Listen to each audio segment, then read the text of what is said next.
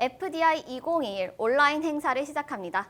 이번 FDI 2021은 예년과 다르게 조금 다른 방식으로 진행이 된다고 하는데요. 어떤 방식으로 진행이 되나요?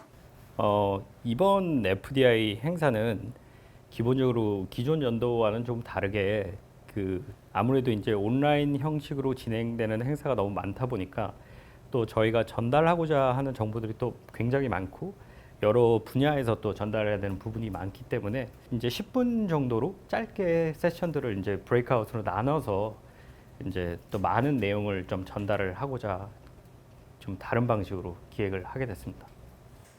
제가 알기로는 원래는 20에서 30분 정도의 타임라인으로 전달하는 걸로 알고 있었는데 이렇게 10분으로 짧게 요약본을 전달한다면 좀 충분한 정보 전달이 안 될 수 있지 않을까요? 맞습니다.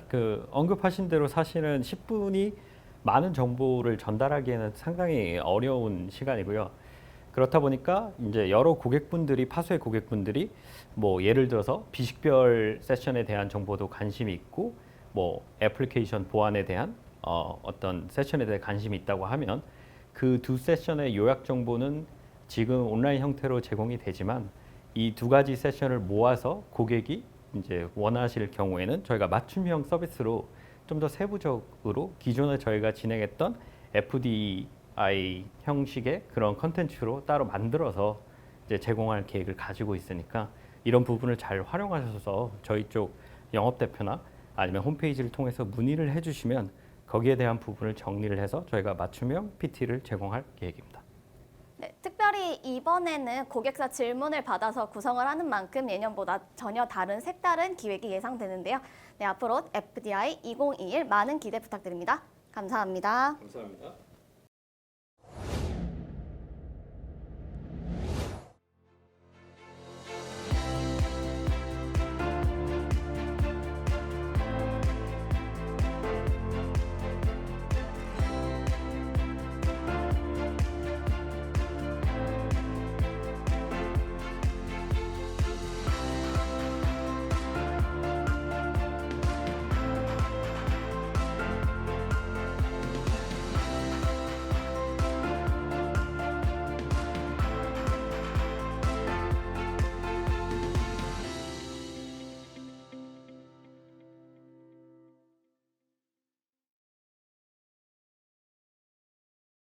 네, 파수의 조규원 대표입니다. 올해도 이렇게 온라인으로나마 여러분들을 뵐 수 있어서 다행이라고 생각합니다. 다들 건강하셨죠? 하루빨리 저희가 오프라인에서 여러분을 뵙고 이런 시간을 가질 수 있는 날이 빨리 오기를 기대하면서 오늘 발표를 시작해 보겠습니다. 여러분들 지난해가 어떠셨나요? 다들 참 어려운 이상한 한 해를 보냈을 것 같은데 이렇게들 얘기를 합니다. 21세기가 2000년에 시작된 게 아니라 사실은 2020년에 본격적으로 시작된 한 해다 이렇게들 평가를 합니다. 20세기도 우리가 1900년에 시작을 한 게 아니라 1918년 1차 세계대전이 끝난 해라고 합니다. 그 말이 그때가 1차 세계대전이 끝난 때 20세기가 시작됐다고들 지금 역사학자들이 얘기를 하거든요. 아마 21세기도 조금 늦게 시작한 것 같습니다. 그러나 그 시작을 확실하게 우리한테 알려주는 사건들이 작년에 많았습니다. 어떤 것들이 그렇게 만들었는가를 한번 살펴보면 첫째는 그동안 우리가 물리적인 세상에 살고 있다가 디지털 세상이 만들어졌죠. 그런데 우리는 항상 디지털 세상이 물리적 세상의 보조 수단이다 이렇게만 생각을 하고 지금까지 살아왔습니다. 그러나 지난 한 해를 보면서 이게 꼭 보조가 아니구나. 오히려 디지털 세상이 더 중요하고 커진 게 아닌가 그런 한 해가 됐던 것 같습니다. 그 다음에 사이버 보안 사고도 사실은 지속적으로 있어 왔죠. 그러나 작년에 있었던 사건을 보면 이게 더 이상 보안 사고 수준이 아니라 국가 간의 사이버 전쟁이 시작된 한 해였다라고 볼 수 있습니다. 오늘 제가 키노트에서는 이런 한 해를 보낸 올해 21년에 우리는 그러면 이렇게 바뀌는 세상에서 무엇을 어떻게 대처해야 할까에 대해서 조금 더 말씀을 드리고 우리 파수가 무엇을 여러분께 도와드릴 수 있을까를 말씀드리도록 하겠습니다. 먼저 이 디지털 세상이 물리적인 세상보다 더 커졌는데 도대체 우리는 뭘 어떻게 해야 될까요? 뭘 어떻게 준비해야 될까요? 그 대답을 하기 전에 우리가 이런 질문을 한번 해봅시다. 우리는 물리적 세상에서 각자 회사들이 중요한 위치를 차지하고 지금 있죠. 그런데 디지털 세상에서 우리의 위치는 과연 어디쯤일까, 어디인가, 이걸 우리한테 서로 한번 물어볼 수 있을 것 같고. 근데 그게 조금 어렵다면 이런 질문을 다시 한번 던져보겠습니다. 우리는 물리적인 세상은 없고 디지털 세상만으로 살아가야 된다면 우리는 과연 비즈니스를 계속 할 수 있을까, 우리 회사는? 만약에 예스라고 다 자신 있게 대답한다면 우리는 디지털 세상에 아주 적응을 잘하고 있고 좋은 위치를 점하고 있는 회사임이 틀림없을 겁니다. 만약 그렇지 못하다면 뭔가 이제 준비를 좀 해야겠죠. 그것도 여전히 좀 어려운 질문이라면 조금 더 스코프를 좁혀서 우리 작년에 다들 원하든 원치 않았던 재택근무 경험들이 있을 겁니다. 그 재택근무 때 우리는 일을 쉽게 잘 할 수 있었는지, 재택근무를 얼마나 원활하게 할 수 있었는지를 우리 다 기억해 볼 수 있을 겁니다. 이런 디지털 세상에서 우리가 뭘 어떻게 준비하고 어떤 전략으로 가야 될지를 조금 더 구체적으로 설명드려 보겠습니다. 디지털 세상이 이렇게 확대되고 중요하긴 하지만 그래도 물리적인 세상이 없는 건 아니죠. 또한 우리가 디지털 세상에서 일을 해봤지만 답답함이 많죠. 얼굴 보고 얘기하고 싶기도 하고 저도 늘 그렇거든요. 그런데 결국에는 디지털 세상과 물리적인 세상을 어떻게 잘 혼합해서 가장 우리한테 상황에 맞고 그 작업에 맞는 전략을 취하내가 중요할 겁니다. 그래서 제가 이제 그림 하나를 그려봤는데요. 당연히 비용은 직접 대면하는 소통이 제일 비싸게 들어가는 겁니다. 비용이 많이 드는 겁니다. 제일 끝에 있는 문서로 소통하는 것이 사실은 비용이 제일 적게 들죠. 반면에 그 왔다 갔다 하는 정보 사이에 있는 가치, 정보량 혹은 지식의 양은 당연히 문서 쪽으로 갈수록 많이 덴시티가 높고요. 밀도가 높다고 볼 수 있고, 그래서 직접 대면할 수 있는 것들은 그런 것들이 부족하겠죠. 그런데 또 다르게 보면 우리가 직접 대면하면 커뮤니케이션을 말로만 하는 게 아니죠. 표정도 있고 바디랭귀지도 있고 여러 가지 방식으로 우리는 정보를 주고받습니다. 그래서 그 밴드위스는 당연히 대면하고 하는 게 제일 높을 겁니다. 그러면 간단히만 제가 말씀을 드리면 우리가 어떤 프로젝트를 한다고 하면 프로젝트 초기에 그 프로젝트의 목적 혹은 참여자 이런 사람들이 서로 잘 모르고 이럴 때에는 대면으로 커뮤니케이션 하는 게 제일 효율적일 겁니다. 물론 물리적으로 안 되면 뭐 다음 좋은 방법을 택해야 되겠죠. 그렇지만 그런 것들이 다 설정이 되고 어느 단계가 지나면 사실은 저 위쪽에 있는 뭐 채팅이나 이메일이나 다큐멘트나 이쪽으로 갈수록 커뮤니케이션 효율이 훨씬 높아지거든요. 그러면 굳이 대면을 안 해도 되니까 비용도 싸질 테고. 그 다음에 또 재활용을 생각하면 꼭 프로젝트의 결과는 문서 같은 형태로 잘 정리가 되어야 됩니다. 그래서 이런 여러 가지 다양한 커뮤니케이션 채널을 얼마나 적절하게 잘 활용하느냐가 중요한 전략이 될 것입니다. 근데 그러려면 이런 모든 채널을 쓸 수 있는 우리는 디지털 워크플레이스를 준비해 놓고 있어야 됩니다. 그게 준비된 채로 그 중에 맞는 걸 선택해 쓸 수 있는 이런 워크플레이스를 만들어야 되겠죠. 그래서 디지털 워크플레이스를 결국에는 이 모든 커뮤니케이션 수단을 쓸 수 있는 디지털 워크플레이스를 만들어야 됩니다. 그 만드는 데 어떻게 할 거냐, 이제 그걸 제가 말씀드리고자 하는데요.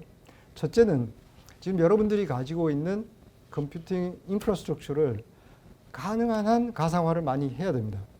클라우드로 올리는 것 가상화죠. 그런데 모든 걸 클라우드로 올릴 수는 없죠. 그래서 결국에는 언프레미스에도 뭔가 남아 있게 됩니다. 그럼 언프레미스에 있는 것들은 어떻게 가상화를 하느냐?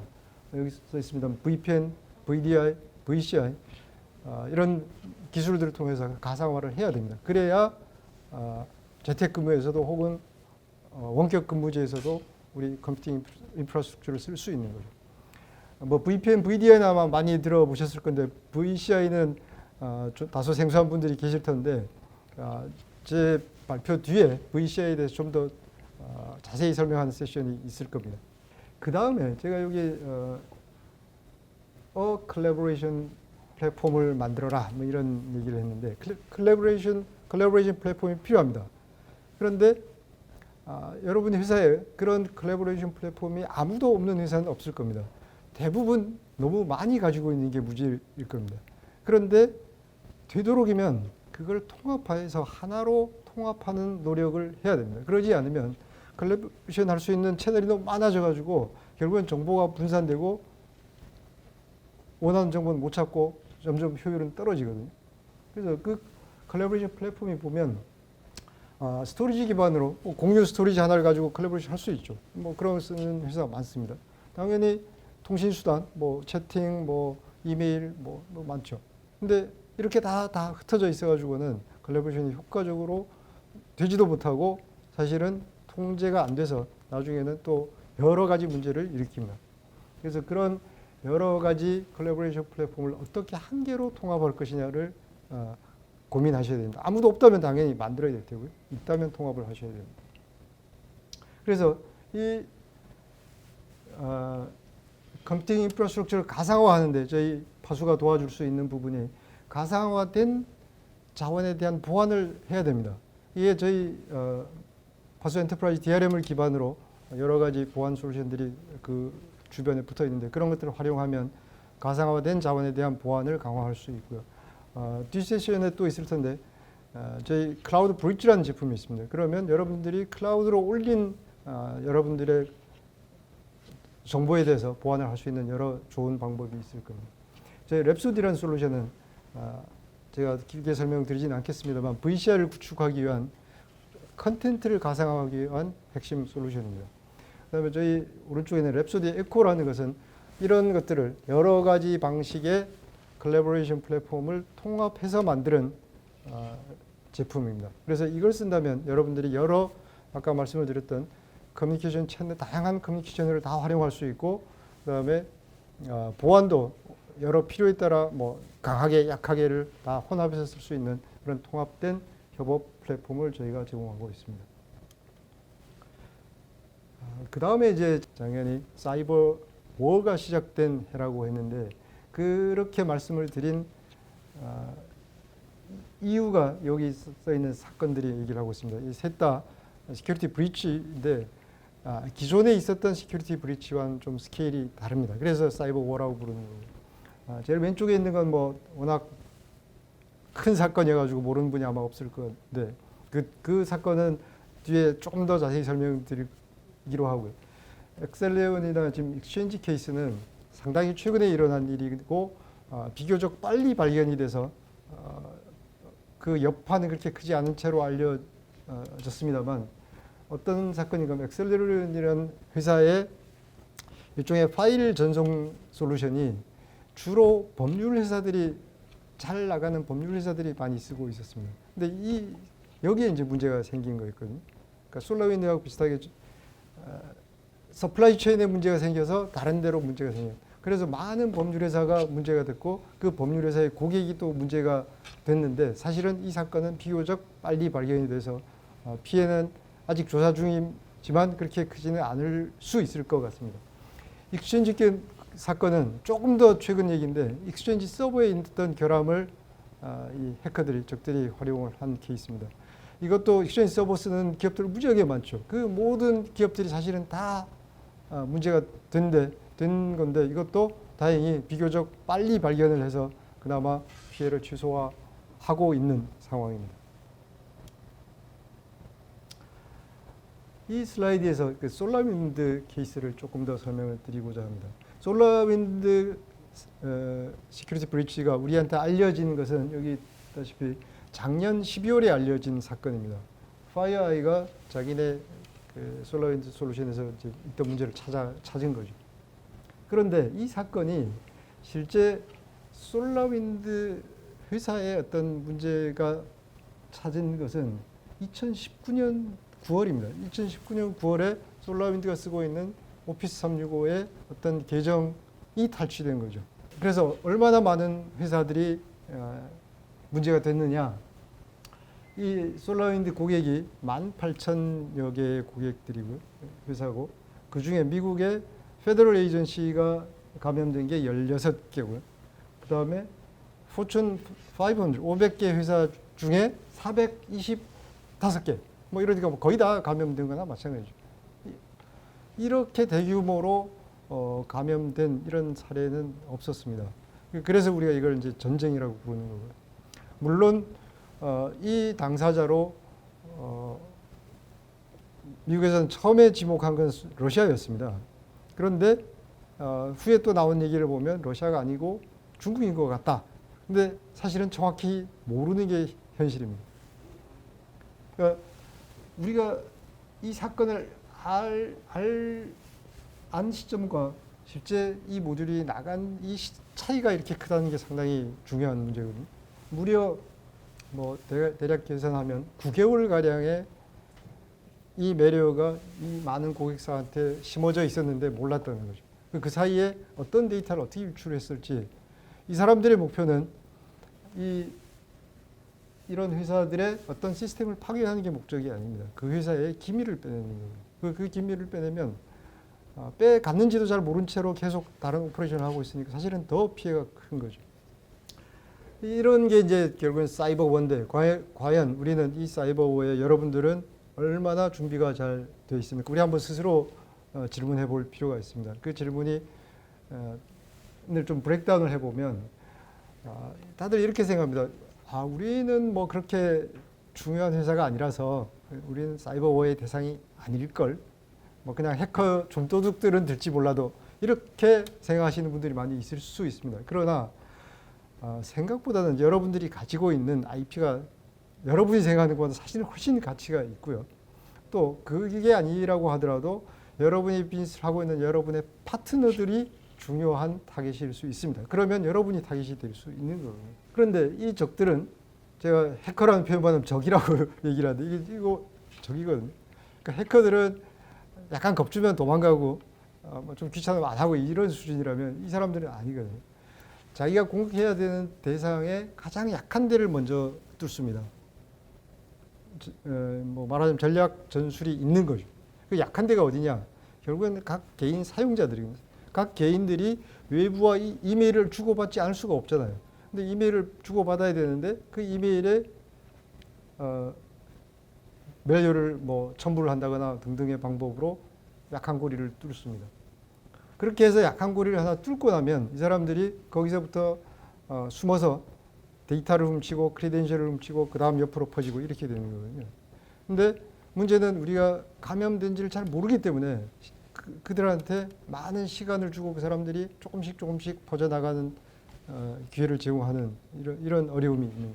지금 이 사이버워의 무기라는 것은 우리 그 피지컬 월드에서의 무기 중에 제일 무서운 게 스텔스 무기잖아요. 공격을 하는지 안 하는지도 모르고 공격을 당하는.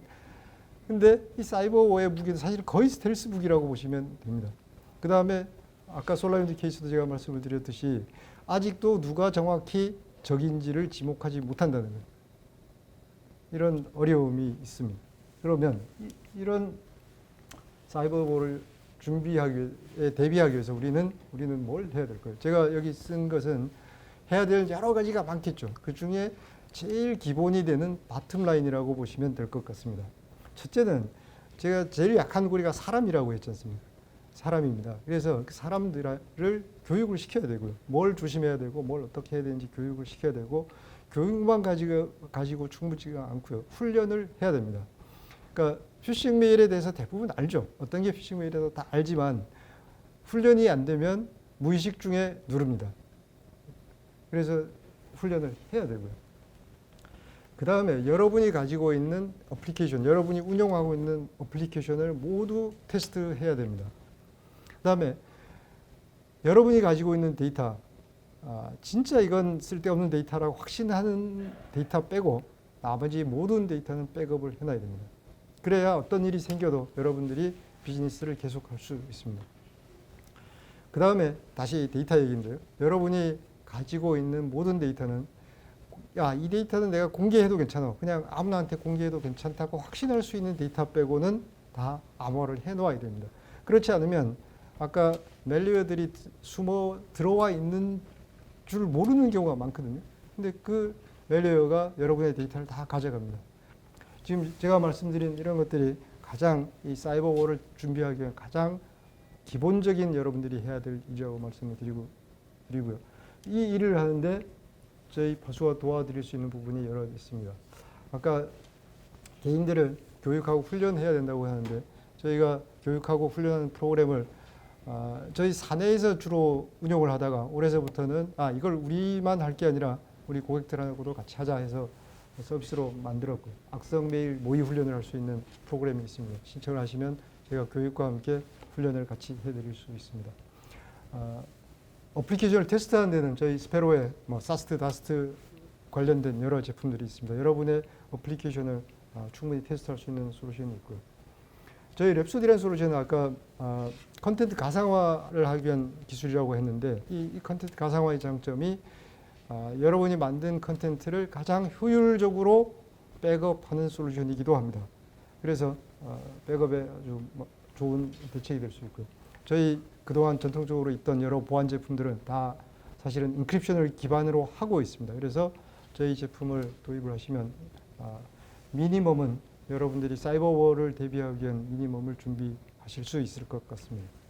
그래서 이제 본격적으로 시작된 21세기를 여러분의 세기로 만들도록 노력하시기를 기대하고 저희가 그 여러분들의 노력에 이런 부분을 도와드릴 수 있을 것 같습니다.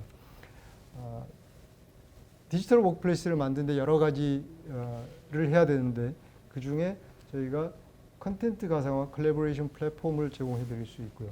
그 다음에 이 디지털 워크플레이스를 만들었으면 이 안전에 대해서 사이버워가 시작된 21세기입니다. 안전에 대해서 신경을 써야 되는데 저희가 전체의 데이터 시큐리티, 전체 어플리케이션 시큐리티에 대해서 많은 서비스와 제품을 준비해 놓고 있습니다. 그리고 가장 약한 고리였던 사람들의 교육 및 훈련에 대해서도 저희가 서비스를 새로 론칭을 했습니다. 저희와 함께 21세기를 여러분의 세기를 만드는 데 같이 노력하시기를 기대하겠습니다. 감사합니다.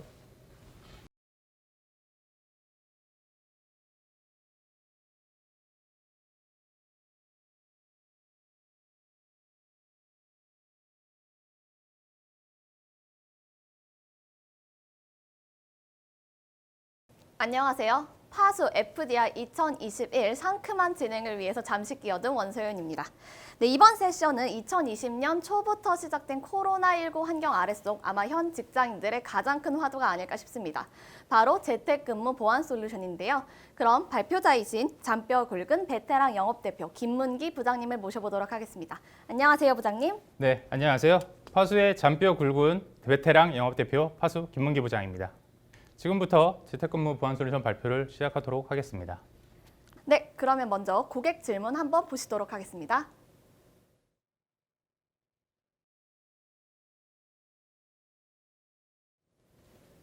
네, 재택근무, 비대면 협업이 많아지면서 생길 수 있는 보안 문제부터 해결 방법까지 부장님 한번 설명 부탁드려도 될까요? 네, 알겠습니다. 먼저 지금 발표를 듣고 계신 여러분들 중에서도 재택근무를 단기간 혹은 장기간으로 이미 시행하고 계시거나 앞으로 계획을 가진 분들이 많이 계실 겁니다. 이로 인해 우리는 먼저 재택근무가 어떻게 이루어지고 있는지부터 확인해 봐야 합니다. 기업 5곳 중 2곳이 코로나19 환경으로 인해 재택근무를 이미 시행했고 그 참여자 수의 재택근무를 이미 실시했거나 계획 가진 기업이 40%, 계획이 없다라고 하는 고객분들도 59%를 차지하고 있습니다. 단, 확진자가 발생하거나 확진자 동선과 겹치거나 해외 출장을 다녀올 경우에는 계획이 없다 하더라도 재택근무를 필연적으로 시행해야 할 것입니다. 기업 유형별로 살펴보도록 하겠습니다. 중소기업보다는 대기업으로 갈수록 해당 비율이 높아지는 부분을 확인할 수 있습니다. 이는 원격 근무에 대한 인프라 구축이 이미 갖춰져 있거나 뒤에서 설명드릴 보안 솔루션 등에 대한 구매 여력이 높은 기업일수록 해당 비율이 높다는 것을 알 수 있습니다. 유형별로도 한번 살펴보도록 하겠습니다. 재택근무를 이미 했다라고 하는 참여자 수가 과반수가 넘는 60% 비율을 보이고 있습니다. 회사 유형별로도 중소기업보다는 대기업으로 갈수록 해당 비율이 높아지는 부분을 확인할 수 있습니다. 네, 정말 많은 사람들이 이미 재택근무를 하고 있다고 밝혔는데요. 재택근무 유형에 따라서 어떤 부분의 보완이 필요할지 좀 명확해질 것 같은데 어떤 유형들이 있나요? 제가 지금까지 만나본 고객들의 재택근무 유형은 크게 3가지입니다. 먼저 회사 노트북을 사용하는 경우, 두 번째 개인 PC를 사용하는 경우, 세 번째 VDIO 환경을 이용하는 경우입니다. 세 가지 환경 모두 VPN을 활용한다는 점에서는 공통점을 가지지만 각 디바이스별로 차이점이 존재하고 각각의 장점과 단점 또한 존재합니다. 먼저 회사 노트북을 사용하는 경우입니다. 회사의 노트북 등을 반출을 통해 재택근무를 시행하는 유형으로 장점으로는 기존 사내 환경과 유사하고 보안 수준을 유지할 수 있다는 장점이 있겠지만 단점으로는 회사 PC에 대한 추가 구매에 대한 비용적인 부분과 원격으로 통제해야 하기 때문에 통제가 어렵다는 단점이 있을 수 있습니다. 두 번째, 개인 PC를 사용하는 경우입니다.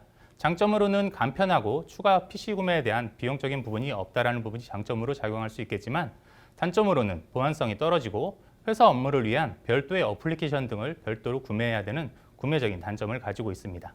물론 통제가 어렵다는 부분도 단점으로 작용합니다. 세 번째, VDA 환경 구성입니다. VDA 사용에 관한 장점으로는 사내 업무 환경과 유사하고 보안성을 유지할 수 있다는 장점이 있지만 단점으로는 과도한 라이선스 비용이 발생할 수 있고 고도화된 서버 성능을 위해서 또한 비용이 발생할 수 있다는 단점이 있습니다. 마지막으로 VCI 환경 유형입니다. 여러분은 좀 생소할 수 있는 개념이겠지만 버추얼 컨텐츠 인프라스트럭처라고 하는 간단히 설명드리면 비용은 다소 발생할 수 있지만 효율성이 높고 사내 환경과 가장 유사하며 이로 인해 보안성도 유지할 수 있다는 장점이 있습니다. 네, 이렇게 회사 노트북 그리고 개인 디바이스를 사용하는 경우, 가상 환경인 BDI, BCI 환경을 사용하는 경우 이렇게 크게 네 가지로 나뉘는 것을 알 수 있었는데요. 근데 부장님, 결국 어쨌든 사무실에서 일하는 것이 아니고 집에서 일하는 것이다 보니까 보안에 취약점이 존재하지 않나요? 네, 좋은 질문입니다. 그래서 우리는 안전한 재택근무를 위해서 어떤 보안 요건들을 정리해야 되는지 정리하고 넘어갈 필요가 있습니다. 먼저 데이터 유출 방지를 위한 파일 암호화입니다. 두 번째, 암호화 보안 등급 설정 및 사용자별 권한 제어가 필요합니다. 세 번째, 화면 유출 방지를 위한 스크린 워터마크 등 화면 보안이 필요합니다.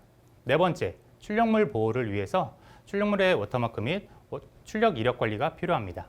마지막으로 문서의 생성부터 폐기까지 문서 사용 이력 관리가 필요합니다. 네, 이를 앞서 설명드렸던 재택근무 유형별로 대입해보면 첫 번째, 회사 PC와 개인 PC를 사용하는 경우에는 데이터 암호화, 권한 제어, 화면 보안, 출력물 보안, 문서 사용 이력 관리가 필요할 것으로 보여지며 VDI 같은 경우에는 권한 제어, 화면 보안, 문서 사용 이력 관리가 필요하다고 보여지고 있습니다. VCI의 경우에는 모든 요소들을 공통적으로 만족하고 있긴 하지만 보안성을 일부 감하기 위해서 DRM 등의 솔루션을 통해 보안성을 충족시킬 수도 있습니다. 역시 회사에 있는 컴퓨터만 들고 집에서 일하면 되지 이런 아니란 생각으로는 되지 않겠네요. 하지만 해당 필요 조건들을 모두 쉽고 간편하고 한 번에 만족시킬 수 있는 방법이 있다면요? 네, 물론 있습니다. 지금부터 설명해드릴 저희 VCI를 통한 데이터 관리 및 보안이라면 가능합니다. 저희가 설명드릴 VCI를 통한 데이터 관리 및 보안에서는 문서 가상화, 명확한 보안 범위 지정, 문서 히스토리 내역 관리 등을 통해서 이런 기능들을 제공하고 있는데요. 먼저 문서 가상화 개념입니다. 회사 문서가 회사 PC에 있건 개인 PC에 있건 사내 시스템에 첨부 파일 형태로 존재하건 간에 파일 위치에 상관없이 사용 가능해야 합니다. 두 번째로 문서 자동 동기화 및 자동 체크인 체크아웃 기능을 지원합니다.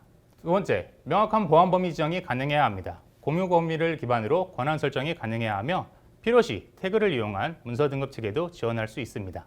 이는 바로 명확한 보안 범위 지정으로 이어지게 됩니다. 마지막으로 문서의 생성, 변경, 폐기까지 문서 히스토리 파악 및 관리가 가능합니다. 문서 가상화를 통한 데이터 관리 및 보안에 대해서 자세하게 살펴보도록 하겠습니다. 문서를 여는 순간 최신 버전으로 자동 동기화하고 문서 생성 시 공유 범위를 기반으로 권한 설정이 가능합니다. 먼저 왼쪽 화면에서 보시는 것과 같이 최신 버전으로 자동 동기화된 문서는 리비전, 열람을 선택해서 작업하실 수 있으며 누가 현재 이 문서를 사용하고 있는지도 바로 확인할 수가 있습니다. 오른쪽 화면에서 보시는 것과 같이 문서 생성 시 공유 대상 지정이 가능하고 지정된 대상자들 사이에서도 차등적으로 권한 부여가 가능합니다. 이로써 명확한 보안 범위 지정이 가능하게 됩니다. 마지막으로 문서의 생성부터 폐기까지 라이프 사이클 파악이 가능합니다. 보시는 것과 같이 저희 파수에서 제공해드리는 타임라인이라는 기능을 통해서 문서 생성자는 누구인지, 언제 이 문서가 생성되었는지, 몇 번째 버전까지 문서가 생성되었는지는 물론이고 주요 제공 이벤트로 권한 변경에 대한 부분, 요청 처리에 대한 부분, 암호화 해제에 대한 부분뿐만 아니라 문서 폐기에 대한 부분까지도 선택적으로 확인할 수 있습니다. 네, 위치에 상관없이 변경된 내용이 이제 파일로 공유가 되고 문서 중심으로 라이프 사이클까지 관리가 가능하다니 사실 이것만으로 되게 완벽하게 들리는데 보다 추가적으로 필요한 보안 기능들이 있다면요? 네, 지금 만나본 고객들의 재택근무를 준비하면서 또 하나의 큰 요구사항과 고민사항은 바로 중요 정보가 포함된 화면에 대한 유출입니다. 중요 정보가 포함된 화면에 대한 유출도 우리가 재택근무를 준비하면서 보완해야 할 보안 요구사항 중 하나입니다. 먼저 화면 캡처, 사진 촬영 등을 통해서 유출이 되었을 경우 출처 추적이 가능한 스크린 워터마크를 제공해야 합니다. 두 번째, 각종 화면 캡처, 이력, 내역 관리뿐만 아니라 각종 메타 정보들을 기록, 관리할 수 있어야 합니다. 마지막으로 PC뿐만 아니라 모바일, 태블릿에서도 같은 기능을 제공할 수 있어야 합니다. 자세히 살펴보도록 하겠습니다. 사진 촬영이나 화면 캡처 시도 시 스크린 워터마크에 표시된 사용자, PC 정보, 일자, 기업 로고 등을 통해 정보를 통해 유출이 되었을 경우 출처 추적이 가능합니다. 두 번째, 캡처 시도 내역 관리에 대한 부분입니다. 사용자 아이디, IP, 캡처 시간, 어떤 프로그램과 어떤 URL에서 캡처가 허용되었는지 혹은 차단되었는지는 물론이고 캡처가 허용되었다면 어떤 화면이 캡처가 되었는지까지도 즉시 확인이 가능합니다. 네. 결국 코로나19 환경 속 이제 재택근무, 비대면 협업에 가장 중요한 것은 기업이 어떠한 형식으로 재택근무를 선택을 할 것인지, 그리고 그 과정에서 재택근무에 이제 보안 구멍이 생기지 않도록 좋은 보안 솔루션을 선택하는 것이 되겠네요. 네. 마지막으로 시청자들에게 재택근무 보안 솔루션 관련해서 전달하시고 싶은 말씀이 있으시다면요?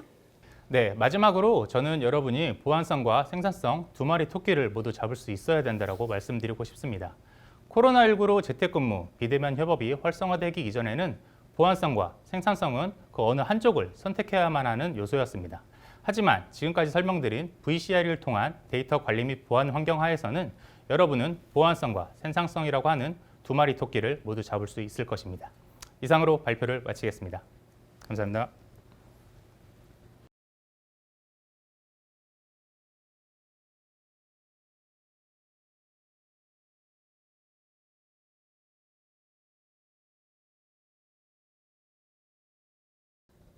안녕하십니까. 파수의 클라우드 데이터 보안에 대해서 말씀드리고자 나온 답답해서 직접 나온 개발자 최준호 선임입니다. 반갑습니다.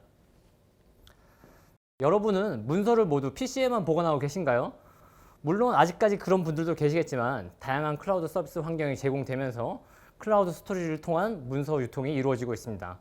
로컬 스토리지에 대한 보안은 이미 모두 잘 알고 계시리라 생각됩니다. 그렇다면 클라우드 영역에서의 보안은 어떨까요?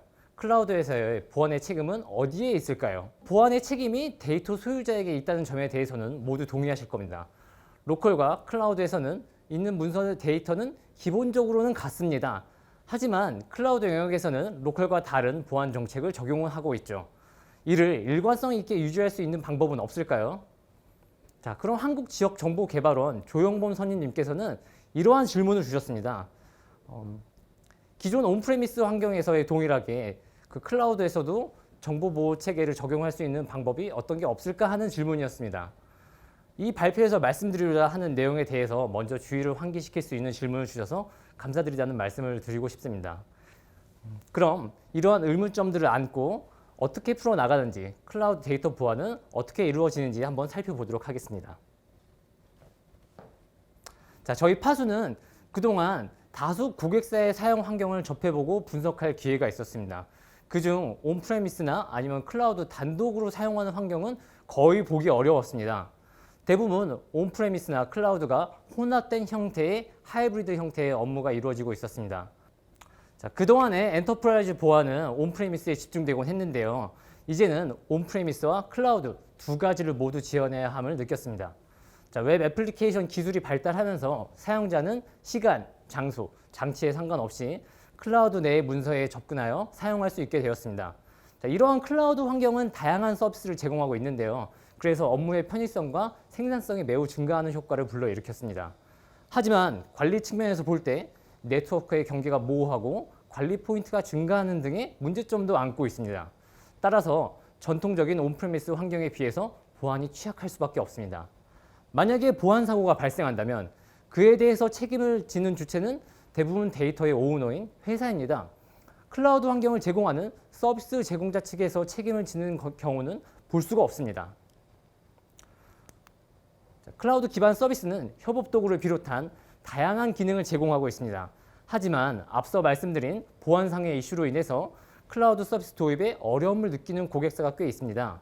그렇지만 지난해 코로나19 팬데믹 상황이 발생하면서 재택근무와 비대면 업무를 지원하는 클라우드 환경의 전환이 강제화되고 있습니다. 클라우드 기반의 문서 편집 환경 제공이 보편화되고 이를 활용한 협업 도구들이 속속 등장하면서 클라우드 환경의 이전이 당연시되었습니다. 실제로 클라우드 환경에서의 문서 사용량이 비약적으로 증가하고 있음은 모두가 느끼고 있으시리라 믿습니다. 파수는 클라우드 환경 내에서 생성, 유통되는 문서에 대해서도 온프레미스와 동일한 레벨의 보안을 유지해야 한다고 생각을 했습니다. 자, 앞서 말씀드린 바와 같이 실제 업무 환경에서는 온프레미스와 클라우드 환경 장점을 모두 취한 하이브리드 형태의 작업과 유통이 이루어지고 있습니다. 이러한 하이브리드 환경에서는 PC와 클라우드 양쪽의 문서가 존재하게 됩니다. 따라서 플랫폼 중심의 보안이 아닌 문서 중심의 일관성 있는 하이브리드 보안이 필요하게 되었습니다. 자, 클라우드 환경만 먼저 놓고 보자면 로컬 환경과는 다르게 네트워크 경계를 설정하고 시행하는 것이 매우 어렵습니다. 클라우드 영역에 접근할 수 있는 경로가 다양하게 존재하기 때문이죠. 클라우드 내에 존재하는 문서 측면에서 보자면 이 문서는 다양한 경로를 통해 유출될 가능성이 매우 높습니다. 통제되지 않은 기기나 네트워크에 의한 위험도 있지만 클라우드 서비스 내부자에 의해서 유출될 가능성도 존재하기 때문입니다. 자, 클라우드 보안과 관리의 궁극적인 목표는 온프레미스 환경과 동일한 보안 체계를 적용하여 클라우드 환경을 보호한다는 데 있습니다. 이 과정에서 보안성을 향상시키면서 클라우드 서비스를 제공하는 다양한 기능 또한 그대로 사용할 수 있어야 한다는 점이 매우 중요합니다. 만약에 파수의 강화된 보안성 때문에 클라우드의 기존 기능이 제한된다면 앞서 말씀드린 클라우드 서비스를 통해 얻는 편의성이나 적절성, 생산성 등이 줄어들 수 있기 때문이죠. 정리하자면 클라우드 보안과 관리의 궁극적인 목표는 다음 두 가지입니다. 첫 번째는 온프레미스 환경과 동일한 보안 체계를 적용하여 클라우드 환경을 보호한다는 데 있습니다. 두 번째는 보안성을 향상시키되 클라우드 서비스에서 제공하는 다양한 기능은 그대로 사용할 수 있어야 한다는 점입니다. SECAS나 CASB 같은 클라우드 보안 솔루션은 보안 서비스를 제공을 하고 있거나 아니면 SaaS에서 보안을 제공하고 있습니다. 하지만 클라우드 서비스 환경 내의 문서 보안에 대해서는 제대로 지원을 하고 있지 않습니다. 반대로 온프레미스 환경의 엔터프라이즈 보안 솔루션은 문서 보안이나 데이터 유출 방지는 가능하지만 클라우드 서비스 환경을 제대로 지원하지 못하는 문제가 있어서 암호화된 문서는 클라우드 서비스 내에서 활용하지 못한다는 단점이 있습니다. 파스 클라우드 브릿지는 클라우드 보안 솔루션과 온프레미스 보안 솔루션의 단점을 모두 극복하고 장점을 활용하는 데 초점을 맞추었습니다. 클라우드 환경에서도 온프레미스와 동일한 권한 체계로 문서를 보호할 수 있는 하이브리드 보안 솔루션이 파스 클라우드 브릿지입니다. 그렇다면 클라우드 시스템에서 암호화된 문서를 어떻게 열어볼 수 있을까요? 클라우드 브릿지는 마이크로소프트 오피스 365와 같은 클라우드 서비스와 연계하여 클라우드 내의 암호화된 문서에 접근하고 제어하고 있습니다. 클라우드 내의 암호화된 문서는 기존의 데스크탑 애플리케이션은 물론 웹 애플리케이션에서도 동일하게 열람, 편집, 저장 등의 행위를 할 수 있습니다. 기존의 온프레미스에 적용한 보안 정책과 추적 기능을 그대로 활용할 수 있으시면서 인가되지 않은 장치나 사용자에 대해서는 문서 열람이 불가능하게 제어할 수 있습니다. 클라우드 내에도 동일하게 문서를 암호화하여 관리하고 유통할 수 있기 때문에 온프레미스 환경과 같은 수준의 보안성을 갖추고 있습니다. 자, 그럼 이제부터 파스 클라우드 브릿지의 주요 기능에 대해서 살펴보겠습니다. 클라우드 브릿지의 목표는 온프레미스와 동일하게 클라우드 환경에서도 동일한 권한 체계로 문서를 보호한다는 데 있습니다. 클라우드 서비스 환경이라고 해서 별도의 권한 체계를 도입할 필요는 전혀 없습니다. 온프레미스 환경의 권한 체계를 그대로 이용하시면서 기존의 기업 내부에서 사용하고 계시는 문서의 보안 권한 체계를 클라우드 서비스 환경에서도 동일하게 사용할 수 있습니다. 더불어 문서는 항상 암호화되어 있기 때문에 네트워크 보안 사고나 내부자 유출 위험에 대해서도 보호할 수 있습니다. 자, 다음 기능으로는 기존의 데스크탑 애플리케이션과 마찬가지로 클라우드 웹 애플리케이션에서도 동일하게 제어가 가능하다는 점입니다. 웹 애플리케이션을 제어하기 위해서 별도의 추가 에이전트 설치는 필요하지 않습니다. 사용하고 계시는 클라우드 서비스는 그대로 유지하시면서 추가 에이전트 설치 없이 웹 애플리케이션을 통해 클라우드 내부의 보안 문서 편집이 가능합니다. 해당 문서는 클라우드 서비스 내에 즉시 저장되기 때문에 언제나 암호화 상태를 유지하고 있어서 보안홀 없이 보호가 항상 가능합니다. 자, 여러 클라우드 서비스에서 주목할 만한 기능으로는 문서의 동시 편집 기능이 있습니다. 앞서 말씀드렸듯이 파수 솔루션의 보안성과 클라우드 서비스의 기능성 두 가지를 모두 겸비하기 위해서 클라우드 서비스에서 제공하는 기능에 별도의 제약을 두고 있지는 않았습니다. 사용자는 클라우드 내에 암호화된 문서를 별도의 복호화 과정 없이 암호화된 상태 그대로 동시 편집 기능을 활용하여 협업할 수 있습니다. 자, 문서를 사용하시다 보면은 문서 내용이 많아짐에 따라서 문서의 용량 또한 당연히 증가하겠죠. 그런데 문서를 사용할 때마다 매번 클라우드 스토리지로부터 다운로드를 받게 된다면 네트워크 부하와 문서 사용성 저하 등이 우려될 수 있겠죠. 클라우드 브릿지에서는 별도로 구현한 캐시 스토리지 기술을 활용해서 문서를 캐싱하고 있습니다. 캐싱된 문서는 별도의 다운로드 과정 없이 캐싱 데이터를 활용해서 열람함으로써 문서 처리 효율을 높였습니다. 자, 사용자 PC에서의 문서 사용 내역이나 모니터링 기능은 클라우드 내의 문서에서도 동일하게 동작 가능합니다. 클라우드 내의 문서 사용 이력뿐만 아니라 양쪽에 있는 문서를 연결한 사용 이력을 확인할 수 있습니다. 더불어 문서 추적 기능을 활용한다면 로컬과 클라우드 사이의 문서 유통 과정을 한눈에 파악할 수도 있습니다. 자, 클라우드 보안은 파수 클라우드 브릿지로부터 시작합니다. 클라우드 서비스의 장점은 그대로 살리면서 클라우드 내의 데이터를 보호하여 보안성을 향상시키는 것이 파수 클라우드 브릿지입니다. 자, 기존의 온프리미스 환경과 새로이 나타난 클라우드 환경, 어떤 환경에서도 보안은 빈틈 없어야겠죠. 사용자의 환경이 하이브리드 형태로 바뀌었으므로 보안 또한 하이브리드 형태로 제공되어야 합니다. 파수 클라우드 브릿지를 통해서 보안과 편리함 모두를 잡은 하이브리드 워크플레이스를 누려보시기 바랍니다. 감사합니다.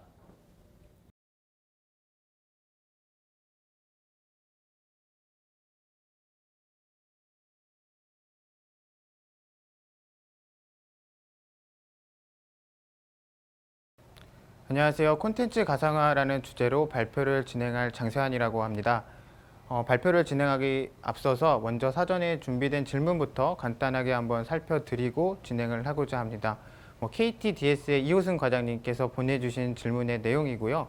우리가 문서 관리를 하는 데 있어서 제로 트러스트 기반의 보안 모델을 적용을 해서 문서를 운영하고 싶은데 이에 대해서 파수도 관련된 솔루션이 있는지 또는 관련된 솔루션의 특징이 어떤 것들이 있는지 등에 대한 문의를 주셨습니다. 먼저 제로 트러스트 기반의 보안 모델에 대해서 간단하게 좀 설명을 드리고 진행을 하고자 합니다. 제로 트러스트 기반의 모델은 어떠한 것도 신뢰하지 않는다라고 하는 전제를 기반으로 적용된 보안 모델입니다. 그래서 우리 사용자가 특정 네트워크 환경에 접속하고자 할 때 우리가 이 사용자가 정말 조직원인지 확인을 한번 하고 우리가 안전한 곳에서 접근을 하고 있는지 또는 신뢰 있는 장비를 통해서 접근할 수 있는지 등에 대해서 유효성 입증을 계속해서 하면서 접근의 허가 여부를 결정하는 개념으로 운영되고 있습니다. 그래서 뭔가 신뢰가 없다라고 해서 모든 것을 차단한다는 개념은 아니고 인증에 초점을 맞춘 것이기 때문에 최근에 들어서는 데이터에 대해서도 접근 권한 기반으로 인증을 계속해서 강화를 하고 있는 추세까지 오게 되었습니다. 네, 파수에서도 데이터를 초점으로 해서 관리할 수 있는 기능들이 준비되어 있고요. 특히 문서를 기반으로 해서 접근할 수 있는 권한 통제에 대한 기술들이 적용되어 있어서 앞에서 말씀해 주신 제로 트러스트 기반의 모델을 구현할 수 있는 솔루션들이 준비되어 있습니다. 자세한 내용은 다음 장에 이어서 한번 발표를 진행하도록 하겠습니다. 먼저 콘텐츠 가상화라고 하는 기술에 대해서 먼저 말씀을 드리겠습니다. 한 줄로 요약을 하면 물리적인 위치와 관계없이 문서와 관련된 모든 것을 확인하고 사용할 수 있는 기술이라고 정리를 할 수가 있습니다. 여기서 물리적인 위치라고 하는 것은 기준은 데이터의 기준으로 이해를 해주시면 될 것 같고요. 중앙 서버에서 관리되고 있는 하나의 문서가 로컬 위치에서 활용되고 있거나 USB에 저장되어 있거나 또는 이메일을 통해서 첨부되어 있는 상태라고 할지라도 문서에 대한 버전들이 항상 동기화되고 관리될 수 있다는 내용입니다. 뿐만 아니라 이런 다양한 위치에서 활용되고 있는 이런 이력들을 축적해서 모니터링을 할 수 있는 기능도 포함되어 있고, 나아가서 앞에서 말씀드렸던 것처럼 문서마다 권한 체계를 설정을 해서 우리가 적합한 권한을 가진 사용자들만이 접근할 수 있도록 통제를 할 수 있는 기술이기도 합니다. 그래서 왜 콘텐츠 가상화라고 하는 기술이 점점 중요해지고 있는지에 대해서 설명을 해드리려고 합니다. 우리가 기업들이 오랜 기간 동안 문서관리 시스템을 운영을 해왔지만 크게 만족을 하고 있지는 않은 상황이긴 합니다. 그 이유는 문서 관리 시스템의 대부분의 관리 기능들이 특정 영역 안에서만 관리되고 있다는 점이 바로 기술적인 한계인데요. 우리 실제로 직원들이 문서 작업을 할 때는 특정 영역에서 제한된 환경에서 문서를 활용하기보다는 내가 원하는 바탕화면의 저장 경로에 문서를 저장해서 활용하고 싶어하는 성향이 더 크기 때문입니다. 그래서 특정 영역에서 벗어난 문서에 대해서는 관리의 포인트가 끊어지기 때문에 이 문서들에 대해서 관리 홀이 계속 발생하고 있는 현실입니다. 그래서 이 물리적인 위치에 제한을 받지 않는 이 문서 가상화라고 하는 기술이 점점 더 중요해지고 있는 시기가 오고 있습니다. 기본적으로 문서 관리는 이 레퍼런스 인스턴스를 통해서 자동으로 구현이 되고 있고요. 특히 저 중앙 서버에 있는 문서에 대한 정보들은 버전에 대한 정보나 관리자에 대한 정보, 권한에 대한 정보들이 담겨져 있습니다. 여기서 가상화된 문서들이 다양한 단말기, 사용자 PC에서 유통되고 활용되고 있는 구조로 되어 있는데요. 이 가상화된 문서들은 이 레퍼런스 인스턴스를 계속 참조를 해서 최신 정보를 항상 받아오거나 이 권한 체계를 동일하게 유지할 수 있는 구조가 바로 이 VCI 구조라고 말씀을 드릴 수가 있습니다. 그래서 파수의 랩소디라고 하는 솔루션은 VCI라는 구조로 설계된 솔루션입니다. 앞에서 계속해서 강조해서 말씀을 드렸던 문서 가상화라는 기술을 기반으로 물리적인 위치에 상관없이 하나의 문서들을 다양하게 활용할 수 있는 기능들이 있는데, 또한 그 문서들을 기반으로 다양한 커뮤니케이션 툴을 제공함으로써 보다 더 나은 협업 환경까지 구현을 할 수가 있습니다. 우리가 그리고 문서 작업을 다양한 위치에서 할 수 있다는 것은 외부의 위협에 대해서도 조금 더 노출될 수 있다라고 저희가 생각을 할 수가 있는데, 이런 부분을 대응하기 위해서 실시간 백업이나 특정 시점에 대해서 복원할 수 있는 기능들로 우리가 대비를 할 수가 있습니다. 그래서 이런 우리 문서 관리 시장에는 또한 좀 새로운 형태의 솔루션들이 나오고 있습니다. 기존의 저장소 기반에서 관리의 목적으로 관리되고 있던 문서 관리 시스템들을 좀 더 개선을 해서 접근성이 용이한 클라우드를 기반으로 다양한 어플리케이션 툴이나 AI 기술들을 접목해서 이 저장된 문서들을 활용하는 데 초점이 맞춰진 솔루션들입니다. 그래서 기존 문서 관리 솔루션들보다는 사용성적인 측면에서는 조금 더 개선되었다고 볼 수는 있지만, 아직까지도 이 물리적인 위치에 대해서 종속적이기 때문에 이 영역을 밖으로 벗어난 문서에 대해서는 지속적인 관리가 어렵다라고 볼 수 있는 한계점이 있는 이런 라인업들이 있습니다. 그래서 우리가 계속해서 데이터의 위치에 대해서 사용성이나 관리성이 중요하다고 말씀드린 이유 중에 가장 큰 부분은 바로 재택근무의 환경이 니즈가 계속 증가되고 있다라고 저희가 말씀을 드릴 수가 있습니다. 작년 코로나19 사태로 인해서 내부에서 업무를 하던 직원분들이나 내부에서 유통되고 있는 데이터들이 외부 환경에서 유통되고 활용돼야 되는 경우들이 증가되고 있습니다. 그래서 기업들은 특정 단말기를 제공을 해주거나 VDI 같은 환경들을 구현을 해서 이런 것들을 대비를 하고 있는데, 아무래도 기존에 우리가 업무를 할 때는 엔드포인트 단의 문서들, 내가 직접 사내에서 활용하고 있는 문서들이 내가 원하는 시점에 접근하기 어려운 구조로 되어 있다는 점이 있어서 우리가 많은 비용을 투자를 했지만 생각보다 효율적이지 못한 재택근무 업무 환경이라고 정리를 할 수가 있습니다. 그렇기 때문에 우리가 이 재택근무 환경에서 엔드포인트 문서의 관리에 필요한 이 문서 가상화 기술이 적용된 랩소디라는 솔루션으로 물리적인 위치에 상관없이 문서를 유통하고 활용할 수 있는 이런 기능들을 통해서 이런 변화 환경에 빠르게 적응할 수 있다고 저희는 생각을 하고 있습니다. 그리고 랩소디의 기능은 좀 다양한 것들이 많은데, 저희가 이번에는 제가 조금 올해 중점적으로 개발되고 출시된 기능들 위주로 간단하게 UI 기반으로 설명을 드리고 발표를 마무리하고자 합니다. 앞서서 말씀드렸던 내용이기도 한데, 문서가 생성된 시점부터 모든 이력을 관리하고 있는 타임라인에 대한 기능입니다. 특정 문서의 권한을 가진 사용자가 어떤 시점에 접근을 해서 어떤 작업을 했는지에 대한 이력들을 확인할 수가 있고, 나아가서 구성원들끼리 의사소통을 했던 이력들까지 확인을 할 수 있다는 점이 가장 큰 장점입니다. 그리고 이러한 타임라인 기능들을 특정 어플리케이션이나 웹페이지를 통해서 확인하지 않아도 바탕화면에 있는 문서 자체에서도 빠르게 파악할 수 있다는 것도 큰 장점입니다.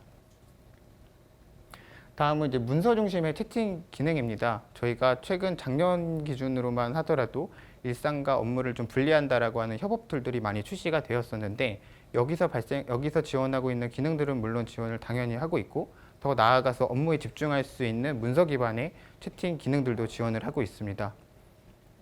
이런 메신저 기반의 협업 툴 등의 단점이라고 하면은 우리가 특정 콘텐츠에 대해서 의견을 공유하는 부분들이 파편화되어 있다는 점을 찾을 수가 있는데 이런 부분을 문서 기반의 채팅을 통해서 한 군데에서 확인하고 활용할 수 있다는 점이 큰 장점이라고 볼 수가 있습니다. 마지막으로는 저장소를 워크플레이스 위치에 따라 여러 곳에 분산을 해서 효율적으로 문서를 관리할 수 있는 이런 아키텍처까지도 지원을 할 수가 있습니다. 저희가 해외 지사가 있는 기업들의 경우에는 해외 지사와 문서를 유통하는 데 있어서 많은 리소스가 투자되고 있습니다. 보통은 네트워크 트래픽이나 속도에 굉장히 의존적인 상황 때문인데요. 이런 것들을 조금 더 해결하기 위해서 서버는 클라우드 형태로 두고 저장소만 그런 지역에 따라서 위치를 해가지고 문서 가상화 기술을 똑같이 적용해서 활용할 수가 있습니다. 이를 통해서 우리가 같은 지역에서 문서를 공유하는 수준까지도 속도를 끌어올릴 수가 있는 큰 장점이 있습니다. 네, 제가 준비한 발표 자료는 여기까지이고요. 아무래도 앞서서 계속 말씀드렸던 내용 중에 중요시 되는 것들은 업무 환경은 계속해서 빠르게 변화되고 있습니다. 이에 대한 것들을 적응하기 위해서는 랩소디라는 기능을 통해서 유연하게 한번 구상해 보시는 것도 좋을 것이라고 판단됩니다. 감사합니다.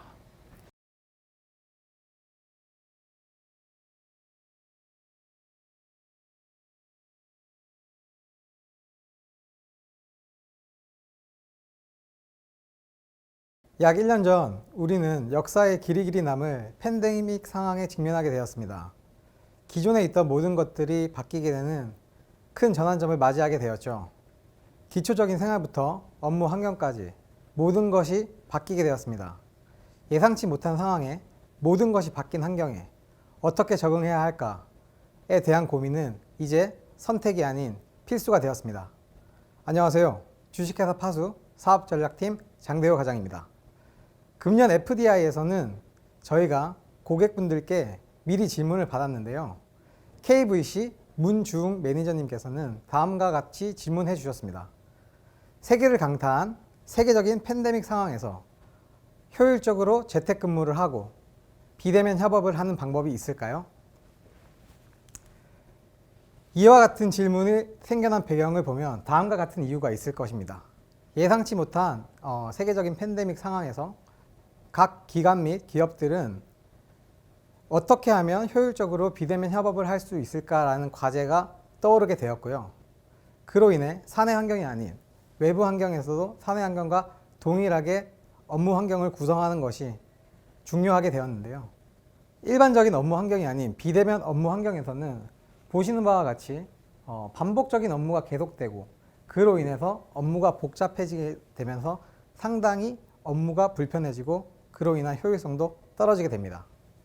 그러면 어떻게 해야 우리는 효율적으로 비대면 협업을 할 수 있을까에 대한 고민을 하게 되고 그에 대한 필요성을 느끼게 되는 것입니다. 그렇다고 하지만 비대면이라고 하는 업무 환경은 구성하는 것이 과연 쉬울까요? 아닙니다. 상당히 복잡하고 어려울 것입니다. 그렇기에 각 기관 또는 기업들은 서둘러 비대면 업무 환경을 조성하기 위한 보안 솔루션을 도입하거나 검토를 하게 되겠죠. 이러한 문제를 단 하나의 솔루션으로 해결할 수 있는 서비스가 있으면 과연 어떨까요? 이 영상을 보고 난 후 여러분들은 그 해답을 찾으실 수 있을 것입니다. 팬데믹 시대에서 효율적인 비대면 협업을 할 수 있는 올인원 솔루션 저희 파수에서 준비했습니다. 랩소디 에코입니다. 이제 재택근무는 선택이 아닌 필수 상황이 되었습니다.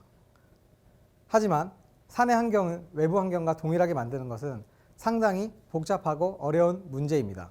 그리하여 다양한 솔루션을 도입하고도 효율성을 극대화하기는커녕 업무의 복잡도만 높아졌으며 그로 인해 업무의 효율성은 상당히 떨어지게 되겠죠. 화상회의 솔루션을 도입하여 화상회의를 하고 드랍박스 등의 솔루션을 통해서 관리를 하며 회의 및 업무 진행 시 슬랙 등의 커뮤니케이션 수단을 통해서 업무를 진행한다면 과연 관리하기가 쉬울까요? 그리고 그로 인한 보안은 어떻게 관리할 수 있을까요? 각 개인의 PC에 사내에서 사용하는 다양한 솔루션을 설치해야 되고 그 계정들을 관리해야 되는 부담감이 가중될 것입니다. 그리고 업무 문서가 여기저기 산재하게 됨에 따라 관리하기 또한 쉽지 않을 것입니다. 이러한 부분들이 쌓이고 쌓여 궁극적으로는 기관 또는 기업의 보안을 상당히 위협하게 됩니다. 이 부분을 어떻게 하면 효율적으로 해결할 수 있을까? 거기에 대한 답을 저희 파수가 제공합니다. 보시는 바와 같이 예전에 협업 플랫폼은 커뮤니케이션 수단, 그리고 파일 관리하는, 공유하는 솔루션, 데이터를 보완하는 솔루션들이 각각 있었습니다. 하지만 현재는 이러한 점들이 어느 정도 보완이 돼요.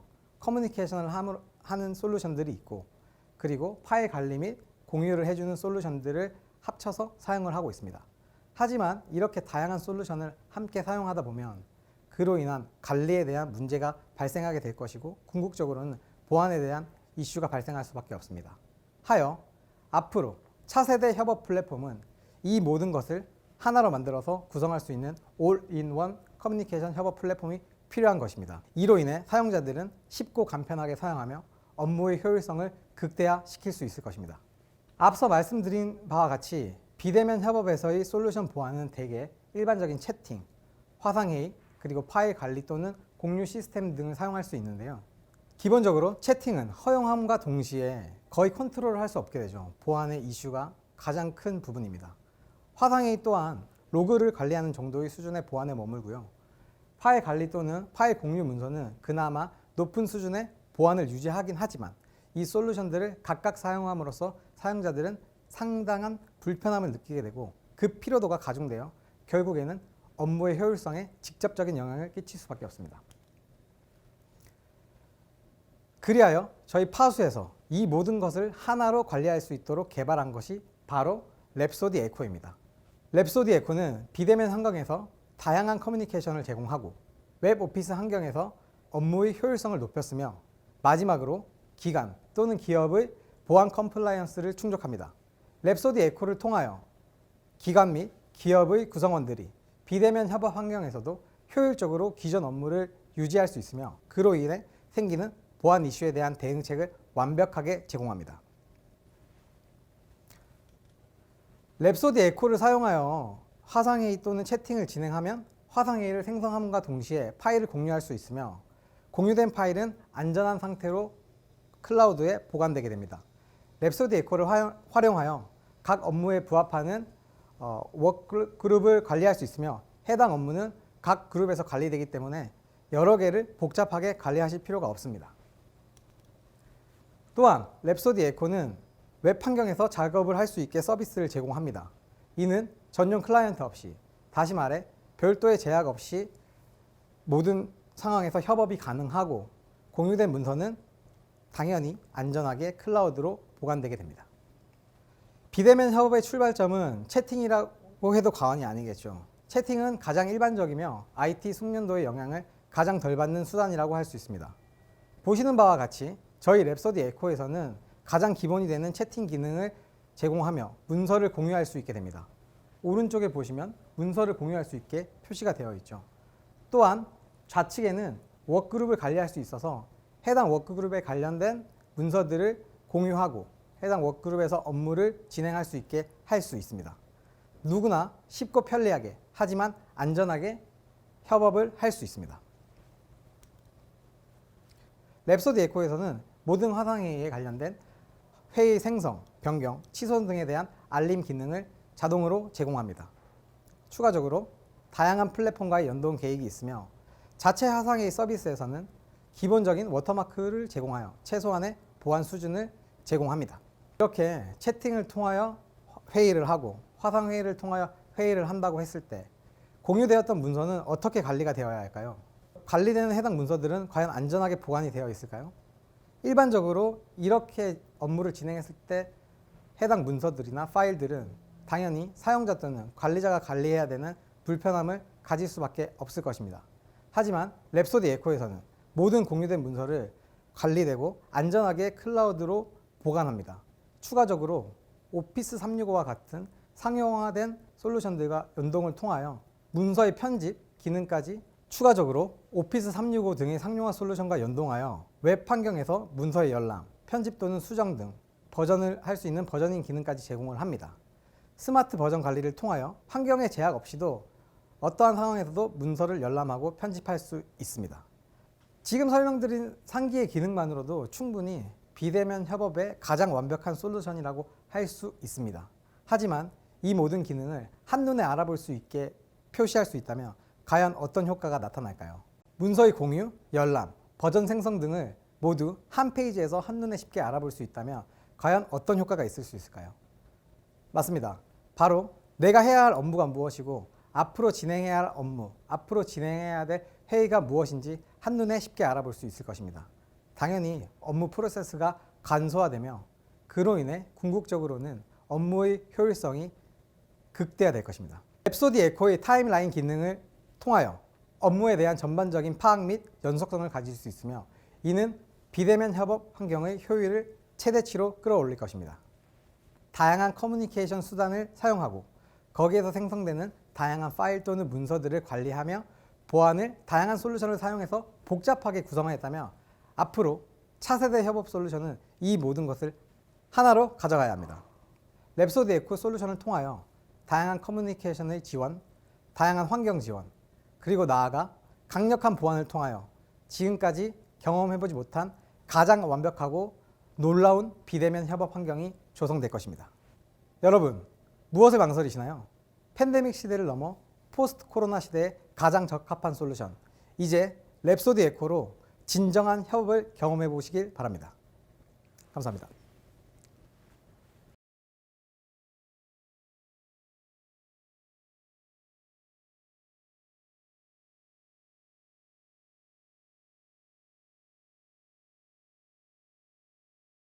네, 안녕하세요. 파수의 FDI 2021 상큼한 진행을 위해서 다시 돌아온 원서윤입니다. 이번 세션은 데이터 3법으로 인해 많은 기업들의 중심에 있는 개인정보의 안전한 활용 세션입니다. 해당 세션은 비식별화 업계 최고 1타 강사의 노하우로 컨설팅 사업팀의 박성수 수석님 모셨습니다. 안녕하세요, 수석님. 네, 방금 소개받은 비식별 컨설팅을 맡고 있는 컨설팅 사업팀 박성수 수석입니다.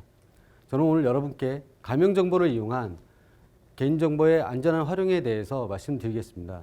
또한 여러분께서 보내주신 질문에 대해 충분히 답변이 되도록 노력하겠습니다. 네, 감사합니다. 그럼 고객 질문 먼저 보시도록 하겠습니다.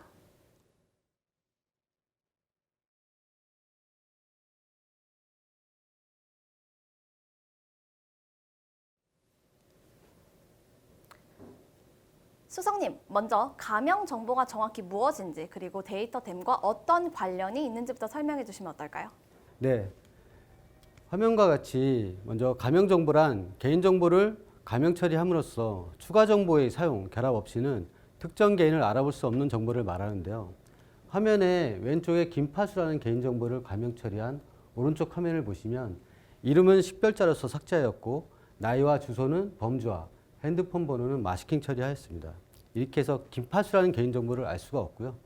근데 여기서 삭제된 이름과 범주화된 알고리즘, 마스킹된 알고리즘을 이용해서 김파수라는 개인정보를 알게 되는 것이 추가 정보가 되겠습니다. 금융, 통신, 보건의료 등 개인의 이종간 데이터가 필요한 데이터댐에서는 보호해야 될 개인정보보다는 이렇게 이용, 활용 가치가 높은 가명정보가 반드시 필요한 정보입니다. 그러니까 원래는 특정할 수 있는 개인 정보를 이제 가명 처리한 결과물이 되겠네요. 가명 정보를 활용하기 위한 프로젝트에는 어떤 것들이 있을까요? 네, 가명정보를 활용하기 위한 프로젝트는 크게 제3자 간 가명정보를 결합시켜주는 전문기관 시스템 구축 프로젝트가 있고, 금융거래 데이터를 중심으로 정보 이동권 서비스를 제공하는 마이데이터 서비스 구축 프로젝트가 있습니다. 그리고 개인의 이종간 데이터를 개발하고 학습시키는 빅데이터 센터 프로젝트가 있습니다. 그러면 이미 동의를 받고 조금 더 활용성이 높은 개인 정보를 사실 기업들이 조금 더 가명 정보보다 선호해야 되는 것이 아닌가요? 네, 화면을 보면서 차이를 좀 말씀드리도록 하겠습니다. 왼쪽부터 빅데이터 센터와 마이데이터 서비스 기관은 동의받은 개인정보를 수집해서 이용하게 되는데요. 동의받은 개인정보는 1:1 타겟 마케팅에는 유용하지만 데이터 학습 모델을 개발하는 데서는 가명정보가 더 활용 가치가 높습니다. 사례를 들자면 애플은 작년 가을부터 iOS 14 버전을 릴리즈하면서 광고 식별자 수집 기능을 사전 동의 방식으로 바꿨습니다. 이로 인해서 사용자 행위 분석을 고도화해서 개인의 식별된 정보 수집 방식을 탈피했던 것이 좋은 사례고요. 먼저 화면에서 보시다시피 오른쪽에 보시면 원본 개인정보는 정보 주체의 동의 의사에 따라서 활용에 제약이 존재하지만 한번 가명 처리된 가명 정보는 목적 달성까지 합법적으로 사용이 가능합니다.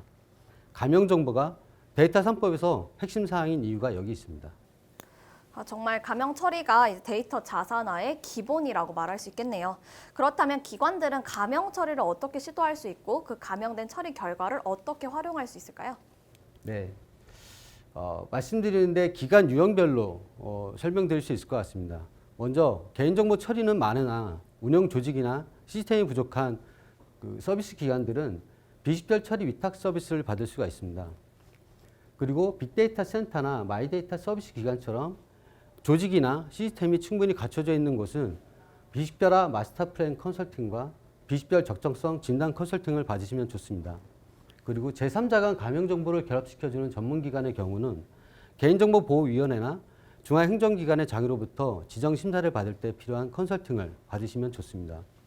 참고로 전문기관은 3년마다 재지정을 받아야 합니다.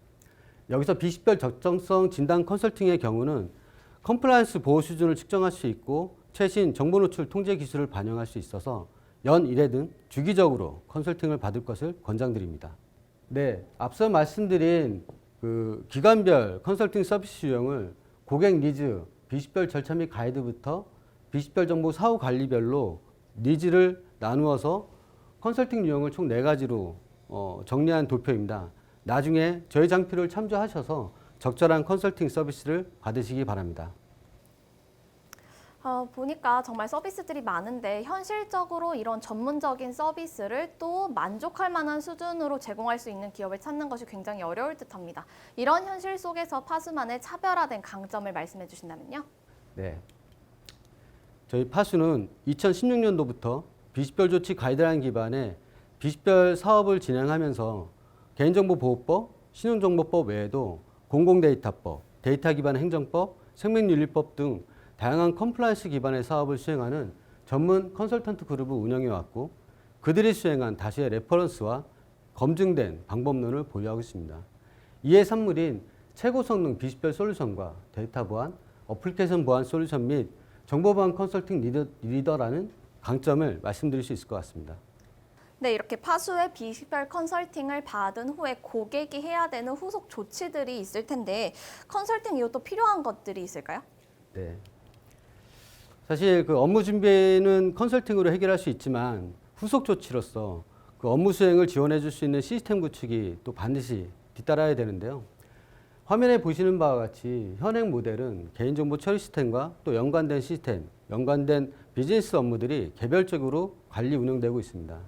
이것이 투비 모델로 전환됨에 필요한 것은 개인정보 처리 시스템과 관련된 다양한 시스템 그리고 관련된 업무들, R&R이 컴플라이언스 기반에 맞춰서 유기적으로 작동을 해야 되는데 이 작동을 시킬 수 있는 전문화된 솔루션이 필요합니다.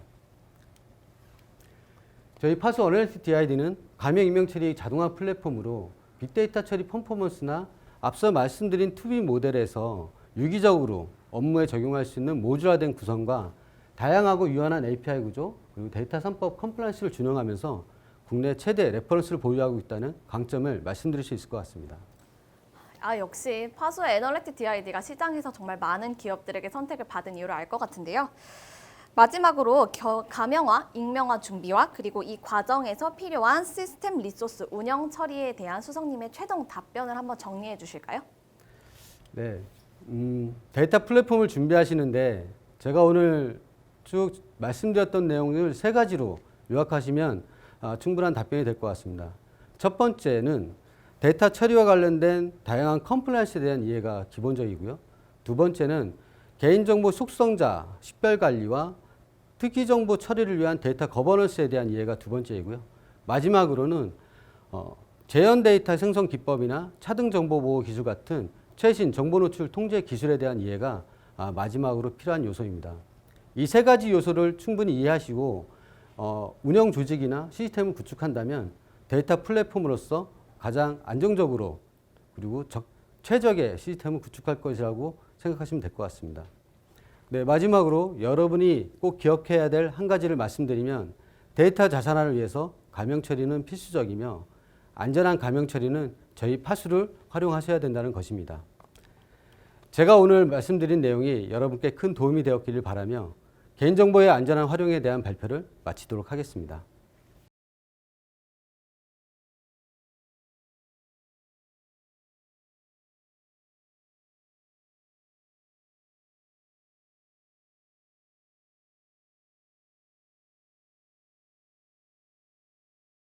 금년도 FDI 모의 훈련을 통한 보안인식 제고 발표 세션을 맡은 주식회사 파수 노영욱 전임입니다.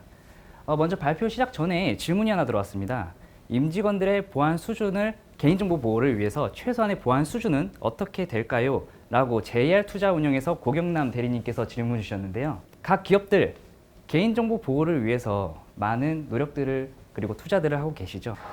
개인정보 보호를 위해서 관련 법률이 있죠. 개인정보보호법이 있고 그 하위 고시인 개인정보 안전성 확보 조치 기준 그리고 개인정보 기술적 관리적 보호 조치 기준이 여러분들께서 이행을 해 주셔야 되는 최소한의 요건에 해당이 됩니다. 하지만 정작 이러한 사용자들이 개인정보를 취급하는 사용자들이 본인이 사용하고 있는 정보가 개인정보인지 개인정보가 아닌지 인지하지 못한 상태로 인식이 떨어져 버린다면 여러분들의 노력이 조금 실효성이 많이 떨어질 것으로 판단이 됩니다. 마찬가지로 이런 저희 이번에 준비한 발표 세션도 이러한 비슷한 맥락으로 조금 요즘 최근에 악성 메일 사례가 많아지게 따라서 여러분들의 이런 사용자 인식 제고를 위한 모의 훈련 방안에 대해서 조금 더 설명을 드리려고 합니다. 먼저 악성 메일부터 한번 같이 보실까요? 악성 메일이라고 하면 스팸 메일 내 악성 코드를 첨부를 하거나 또한 랜섬웨어를 첨부를 해서 공격자가 기업 내에 금전적인 피해를 입히거나 또한 막대한 피해를 입힐 수 있는 이런 메일이 악성 메일에 해당합니다. 전년도 침해 사고 비중에 해당하는 차트인데요.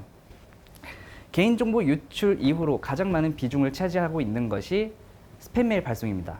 스팸 메일 안에는 당연히 악성 메일이 포함되어 있죠. 이런 악성 메일을 통해서 이 차트 외에 다양한 공격들을 할 수 있는 수단으로서 악성 메일은 활용되고 있습니다.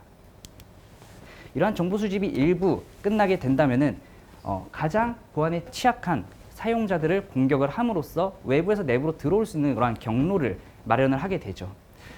최근에 이러한 안타까운 사례도 있었습니다. 에너지 관련 기관에서 연구 용역을 제공받는데 이제 연구 대금을 지급해야 되는 사실이 있었습니다.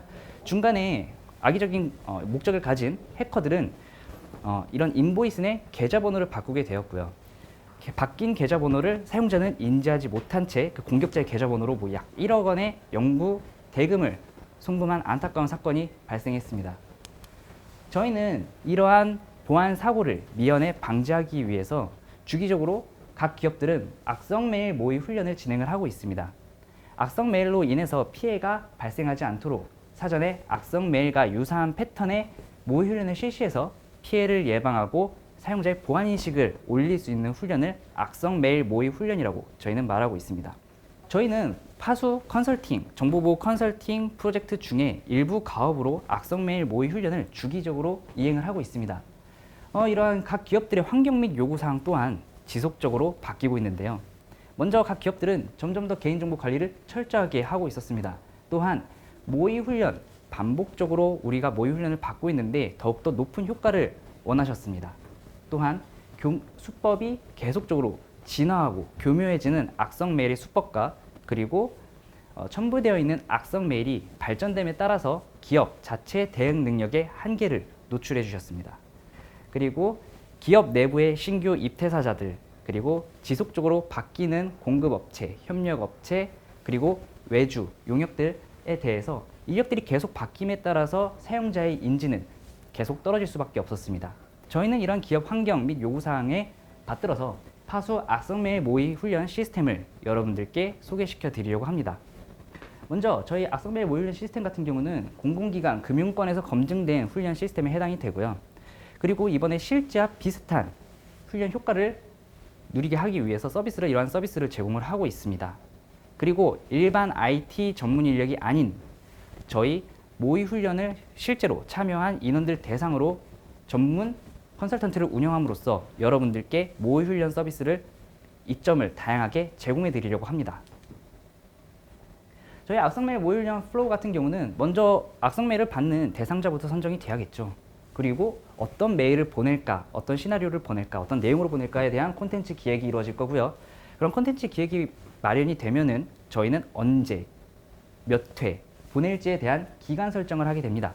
그리고 모든 게 협의가 완료되면은 메일 발송을 진행을 하게 되고, 마지막으로 저희는 이러한 훈련 대상자들의 결과를 수집하고 대응해주는 이러한 플로우로 운영이 되고요. 이러한 모든 플로우는 반복 훈련을 통해서 여러분들의 사용자 보안인식 제고를 진행을 하셔야 되는 부분이기도 합니다. 저희 파수 악성 메일 모의 훈련 서비스는 크게 두 가지 서비스로 구성되어 있습니다. 화이트박스 서비스 모델 그리고 블랙박스 서비스 모델로 구성이 되어 있는데요. 화이트박스 서비스 모델 같은 경우는 기존 여러분들께서 받으셨던 이러한 모델 서비스와 상당히 유사합니다. 먼저 기업 보안 담당자와 이런 훈련 대상자 협의 그리고 시나리오 협의가 완료가 되면은 저희는 이러한 메일들이 기업 내로 자연스럽게 유입이 될 수 있게끔 보안 솔루션 그리고 메일 탐지 시스템에 대해서 예외 처리를 시도를 합니다. 그리고 메일 발송을 할 때는 임직원들을 유도를 할 수 있는 이런 피싱 URL을 첨부를 하거나, 또한 첨부 파일을 열람했을 때 화면을 잠가 버릴 수 있게끔 이러한 첨부 파일, 실행 파일 또한 첨부를 해서 보내게 되는데요. 이런 메일을 받은 임직원들 같은 경우는 뭐 신고를 하는 케이스도 있을 거고, 신고를 하지 않는 미신고자도 있을 겁니다. 저희는 이런 미신고자에게 지속적으로 리마인드를 통해서 임직원의 보안 인식 향상을 목적으로 하는 서비스라고 말씀드리고 싶습니다. 그리고 블랙박스 서비스 모델 같은 경우는 기존 화이트박스 서비스 모델과 조금 다르게 더 이상 메일 탐지 시스템 보안 솔루션을 예외 처리를 하지 않습니다. 저희의 전문 모의 해킹 인력을 통해서 이러한 시스템들을 우회를 시도를 하게 되고요. 그리고 메일을 발송할 때에는 첨부 파일 내 이렇게 실제와 비슷한 훈련용 랜섬웨어를 첨부를 해서 메일을 발송하게 됩니다. 이러한 변화에 따라서 사용자는 보안 부서에게 적시에 신고를 하는지 그런 것들을 저희가 보고요. 또한 보안 부서에서는 이러한 신고 사항에 대해서 절차에 따라서 적절히 처리를 하는지까지 저희 보안 컨설턴트가 옆에서 점검을 수행합니다. 즉, 여러분들이 가지고 계신 보안 솔루션, 임직원, 그리고 보안 부서, 기업 전체의 모의 훈련, 대응, 검증을 목적으로 하는 서비스라고 말씀을 드리고 싶습니다. 저희의 파수 악성 메일 모의 훈련 절차 같은 경우는 사전 준비부터 분석까지 여러분들, 고객님들, 그리고 저희 파수에서 진행해야 되는 업무 롤들이 명확하게 정의가 되어 있고요. 그 하단 각각의 절차에 따라서 저희는 여러분들께 다양한 이점들을 제공을 하려고 합니다. 저희는 단연간 축적된 시나리오 DB를 보유를 하고 있습니다. 산업 분별, 그리고 개인, 연령대, 트렌드, 그런 시나리오를 보유를 하고 있고요. 설령 저희 시나리오가 마음에 들지 않으시다면 저희가 같이 시나리오, 고객의 요구사항을 받아들여서 시나리오 같이 제작을 하게 함으로써 여러분들이 시나리오를 선택할 수 있는 폭을 넓힐 수 있다는 이점을 말씀드리고 싶습니다. 저희는 개인, 팀, 조직 간의 차등적인 시나리오를 발송하는 복합 시나리오를 발송하는 방법을 채택을 하였습니다. 또한 예를 들어서 3개월 기간 내 10회 발송, 1개월 기간 내 5회 발송 등 이러한 개인에게 무작위 발송을 통해서 더욱더 모의 훈련의 효과성을 높일 수 있다고 생각을 하였습니다. 그리고 저희는 모의 훈련을 시작부터 종료까지 훈련 대상자들의 개인정보를 취급하고 있습니다. 먼저 기업 보안 담당자로부터 우리 기업의 훈련 대상자가 담긴 엑셀 파일 리스트를 저희에게 보내주시게 되면은 저희 PC로 들어오자마자 파수 DRM으로 문서 암호화를 걸어버립니다. 그리고 훈련이 종료될 때까지 암호화는 해제가 되지 않고요. 그리고 종료 이후에는 즉시 파기를 합니다. 또한 훈련 종료 후에 통계 활용하고 분석 보고서를 산출할 때는 훈련 대상자의 개인을 식별할 수 없게끔 비식별화 조치를 수행을 합니다. 그래서 한 기업이 반복적으로 훈련을 하게 된다면은 이전 저에게 훈련을 했던 그러한 수치, 그리고 근본 훈련을 받았던 수치를 비교하게 하게끔 할 수 있는 수준 높은 보고서를 제공을 하고요. 많은 기업들이 자체적으로 훈련을 받고 있는데 기업군 대비해서 우리의 대응 능력 수준은 어느 정도로 되는지까지도 수준을 도출해 드림으로써 저희는 여러분들께 고품질 분석 보고서 서비스까지 제공해 드릴 수 있다는 그런 이점을 말씀드리고 싶습니다. 저희는 또한 분석센터, 신고센터를 각각 운영을 합니다.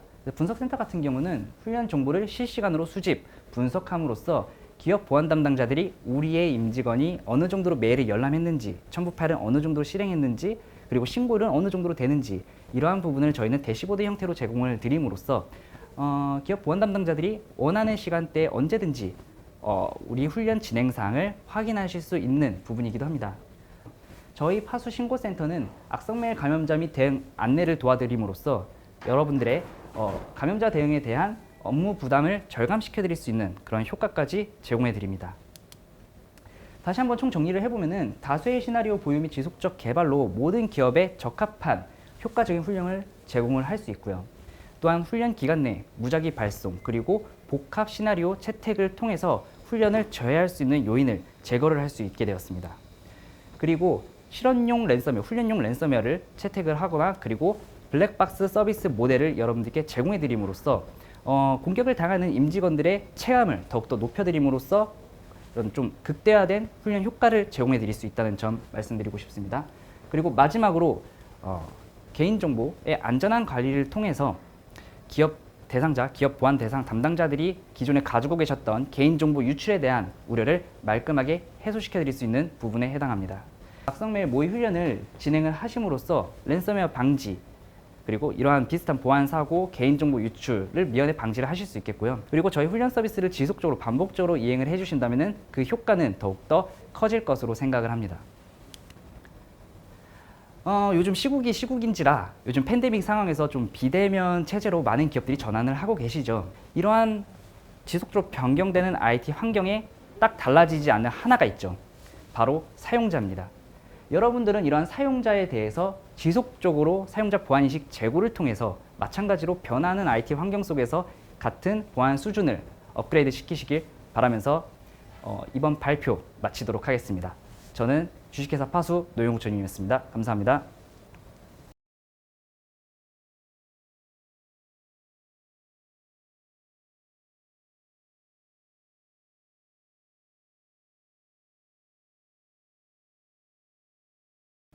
안녕하세요. FDI 2021의 어플리케이션 보안, 오픈소스 관리의 주제로 발표를 진행할 스페로 SP 사업팀 김성원 부장입니다. 자, 이 자리에는 저와 더불어서 함께 발표를 진행할 백두현 사원이 나와 계신데요.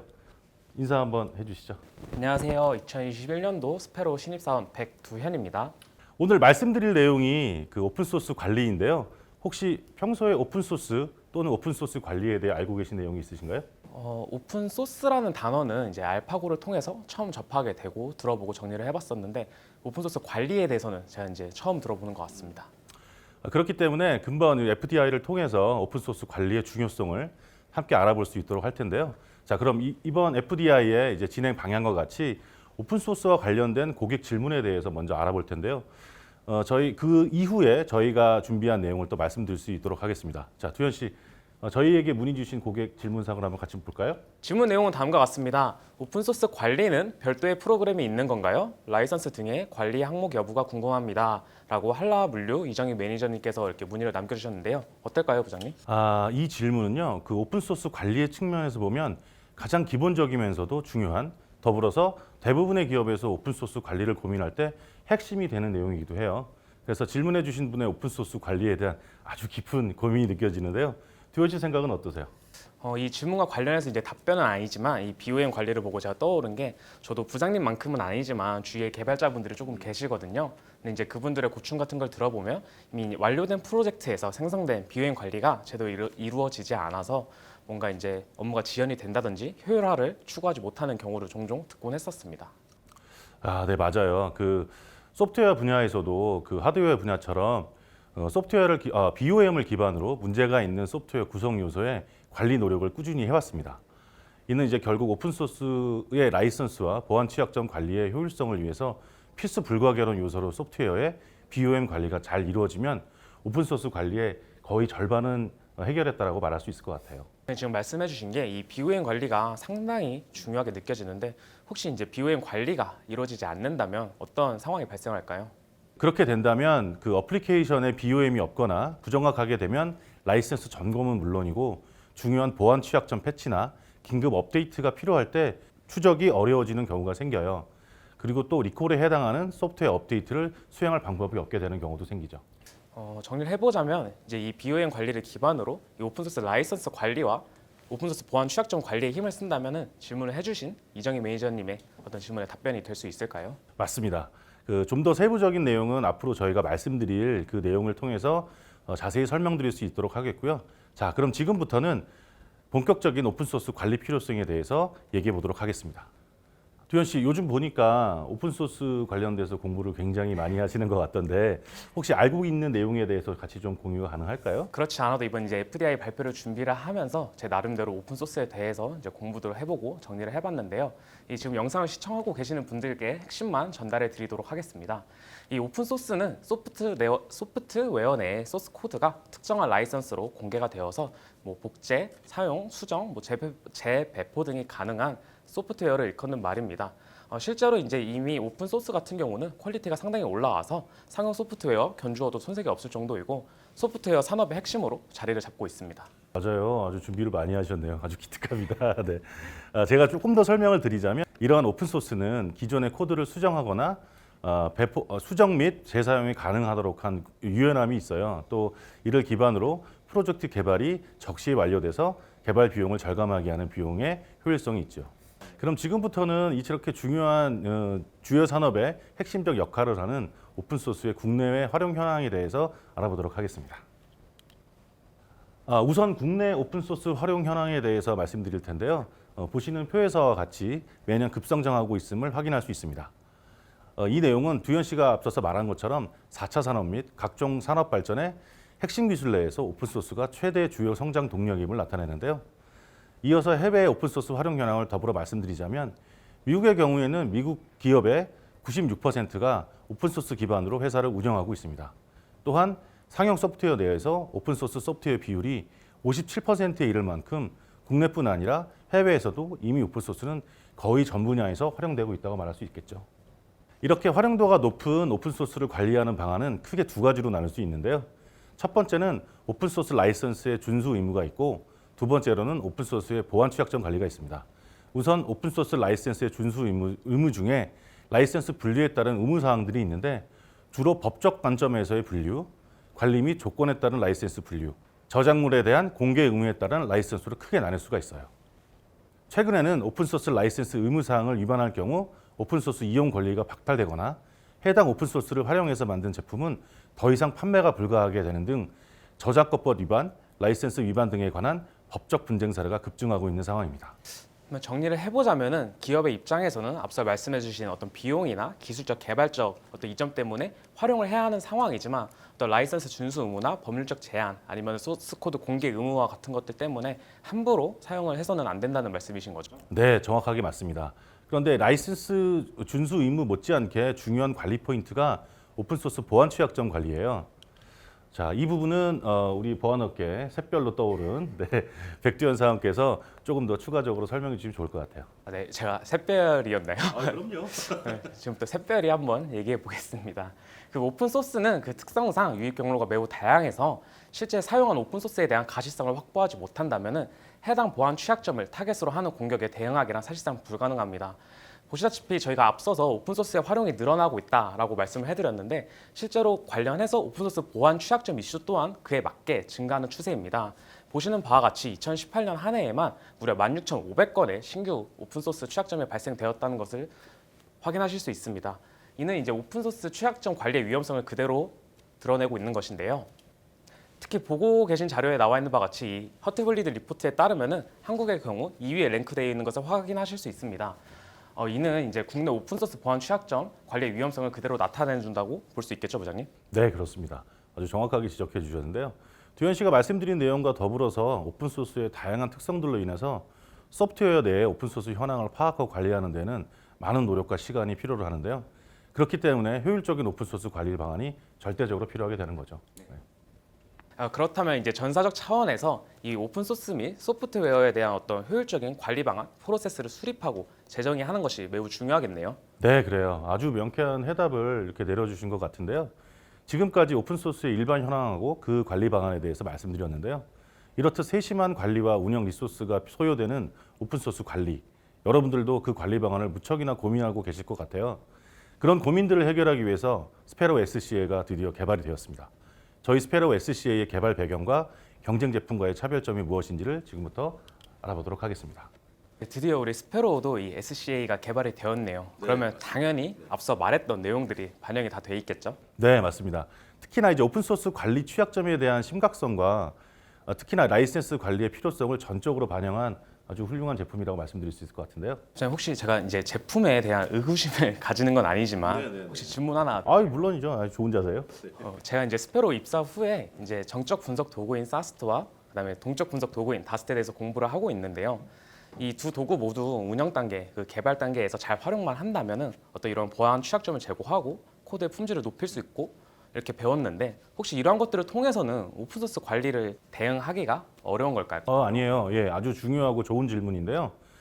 저희가 통상 말하는 정적 분석 도구인 사스트와 동적 분석 도구인 다스트의 이런 툴들은 이미 애플리케이션 취약점 보완을 위해서 중요한 역할을 하고 있는 게 사실이고요.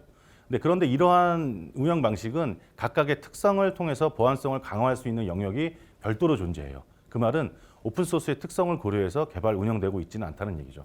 그래서 기존에 사용하고 있는 다양한 보안 툴과 더불어서 오픈소스 라이센스 및 보안 취약점 개선 방안을 함께 고려하신다면 더욱 촘촘한 개발 보안 운영이 이루어질 수 있는 거죠. 제가 여기서 궁금한 건 제가 돈을 주고 이제 구입을 해야 하는 고객이라면 보안 담당자라면은 시장이 형성되어 있지 않은 국내보다는 시장이 형성되어 있는 해외 제품, 외산 도구를 먼저 알아볼 것 같은데 혹시 저희 SCA와 외산 도구와의 차이점이 있을까요? 네, 일반적으로 국내에서도 사용하시는 제품 대부분이 외산 제품들이 일색이긴 해요, 현실적으로. 그런데 저희 스페로우 SCA는 외산 제품들이 개별적으로 제공하는 라이센스 관리나 보안 취약점 관리 기능, 또 더불어서 소스 코드와 바이너리를 구분하지 않고 동시에 결과를 보여주는 이른바 올인원 라이센스 정책을 제공하는 것이 가장 중요한 차별점입니다. 그리고 고객사 내부에 온프라미스 형태로 설치 지원이 가능하고 클라우드를 통한 서비스도 가능하게 되어 있어서 오픈소스 관리에 최적화되어 있다 말할 수 있을 것 같아요. 지금까지는 저희 스페로우 SCA의 일반적인 내용을 말씀드렸다면 지금부터는 제품의 특장점을 좀 더 들여다볼 텐데요. 주현 씨가 SCA에 관심이 굉장히 많으시니까 특장점에 대해서 한번 말씀해 주시면 좋을 것 같은데요. 제가 생각할 때 가장 큰 이제 특장점은 컴포넌트 분석을 통한 오탐률 저하입니다. 이는 저희가 이제 분석 시에 소스 코드뿐만 아니라 이 스니펫 단위까지 분석이 가능하기 때문인데요. 쉽게 말해서는 일부 수정되거나 파생된 코드의 보안 취약점 탐지도 가능한 기술이기 때문입니다. 두 번째는 이제 효율적인 오픈소스 통합 분석이 저는 장점이라고 생각을 하는데요. 이 프로젝트 내 모든 오픈소스 컴포넌트를 탐지를 하고 빠르게 식별이 가능합니다. 그렇습니다. 저희 스페로우 SCA는 지원 방식 또 제공하는 결과가 복합적으로 한 번의 분석만으로도 빠짐없이 원하는 결과를 얻을 수 있는 장점이 가장 크다 할 수 있겠죠. 그럼 이제 정리를 해보자면은 저희가 오늘 지금 영상을 보고 계신 시청자분들께 전달하고자 했던 것의 핵심은 이 오픈소스 라이선스 관리와 이 보안 취약점 관리를 어떻게 할 것인가 그리고 어떻게 해야 잘할 수 있는가였던 것 같습니다. 그리고 그에 대한 해답은 저희는 이 스페로우 SCA에서 찾으시길 바랍니다. 저희 스페로우는 이미 사스트라는 소스 코딩, 시큐어 코딩, 정적 분석 분야에서 국내 1위 기업으로서의 기술을 가지고 있습니다. 이 기술을 바탕으로 개발된 SCA 역시 빠른 분석력과 차별화된 보안 취약점 스캔 기술을 가지고 있다고 말씀을 드리고 싶습니다. 그리고 무엇보다 이 기술을 고객의 입장에서 고객사의 현황에 맞추어서 도입을 하신다면 본연의 업무인 어떤 가치 생산에 집중하실 수 있도록 저희가 다양한 어떤 연계와 편의성을 제공하고 있으니 한번 관심을 가져주시면 감사할 것 같습니다. 네, 그렇습니다. 소프트웨어 산업의 핵심적 역할을 수행하는 오픈소스의 안전한 사용과 관리를 위해 개발된 저희 스페로우 SCA는 올해 하반기 출시가 확정돼서 막바지 개발 작업에 박차를 가하고 있는데요. 앞으로도 유관 산업 및 고객분들의 니즈를 충분히 반영해서 완성도 높은 제품으로서의 결과를 제공하기 위해서 끊임없이 노력하도록 하겠습니다. 자, 이상 발표를 마칠 텐데 조현 씨, 오늘 발표 실력이 아주 출중하신데 오늘 어떠셨어요? 네, 발표 준비를 하면서 정말 공부도 많이 됐고 이 오픈소스 관리가 정말 중요하다는 것을 느꼈는데요. 무엇보다 하반기에 정말 많이 바빠질 것 같다는 느낌이 드는데 그런 의미에서 오늘은 이제 좀 일찍 들어가 봐도 될까요? 그거는 잠깐만 좀 있으시고요. 네, 여러분들도 이처럼 중요한 오픈소스 관리에 대해서 진지하게 고려해 보실 수 있는 좋은 기회가 되셨기를 바랍니다. 이상 발표를 마치도록 하겠습니다. 자, 같이 인사드릴까요? 네. 감사합니다.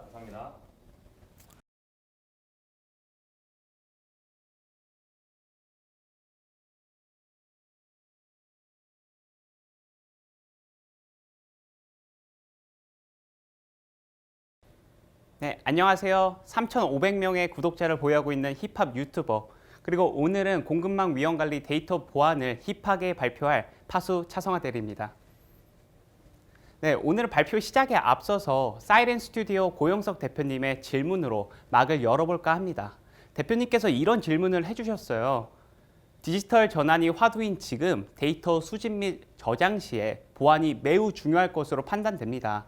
이에 대한 관리 방안을 좀 설명해 주시면 감사하겠습니다. 라고 말씀해 주셨는데요. 대표님, 소중한 질문 감사드립니다. 통합적인 데이터 보안과 관리를 위해서는 기업 내 총 데이터 보유량을 파악하실 수 있으셔야 되고요. 데이터를 민감도와 중요도에 맞춰서 분류하신 후에 적절한 보안 조치가 안 되어 있을 경우 보안을 조치하셔야 됩니다.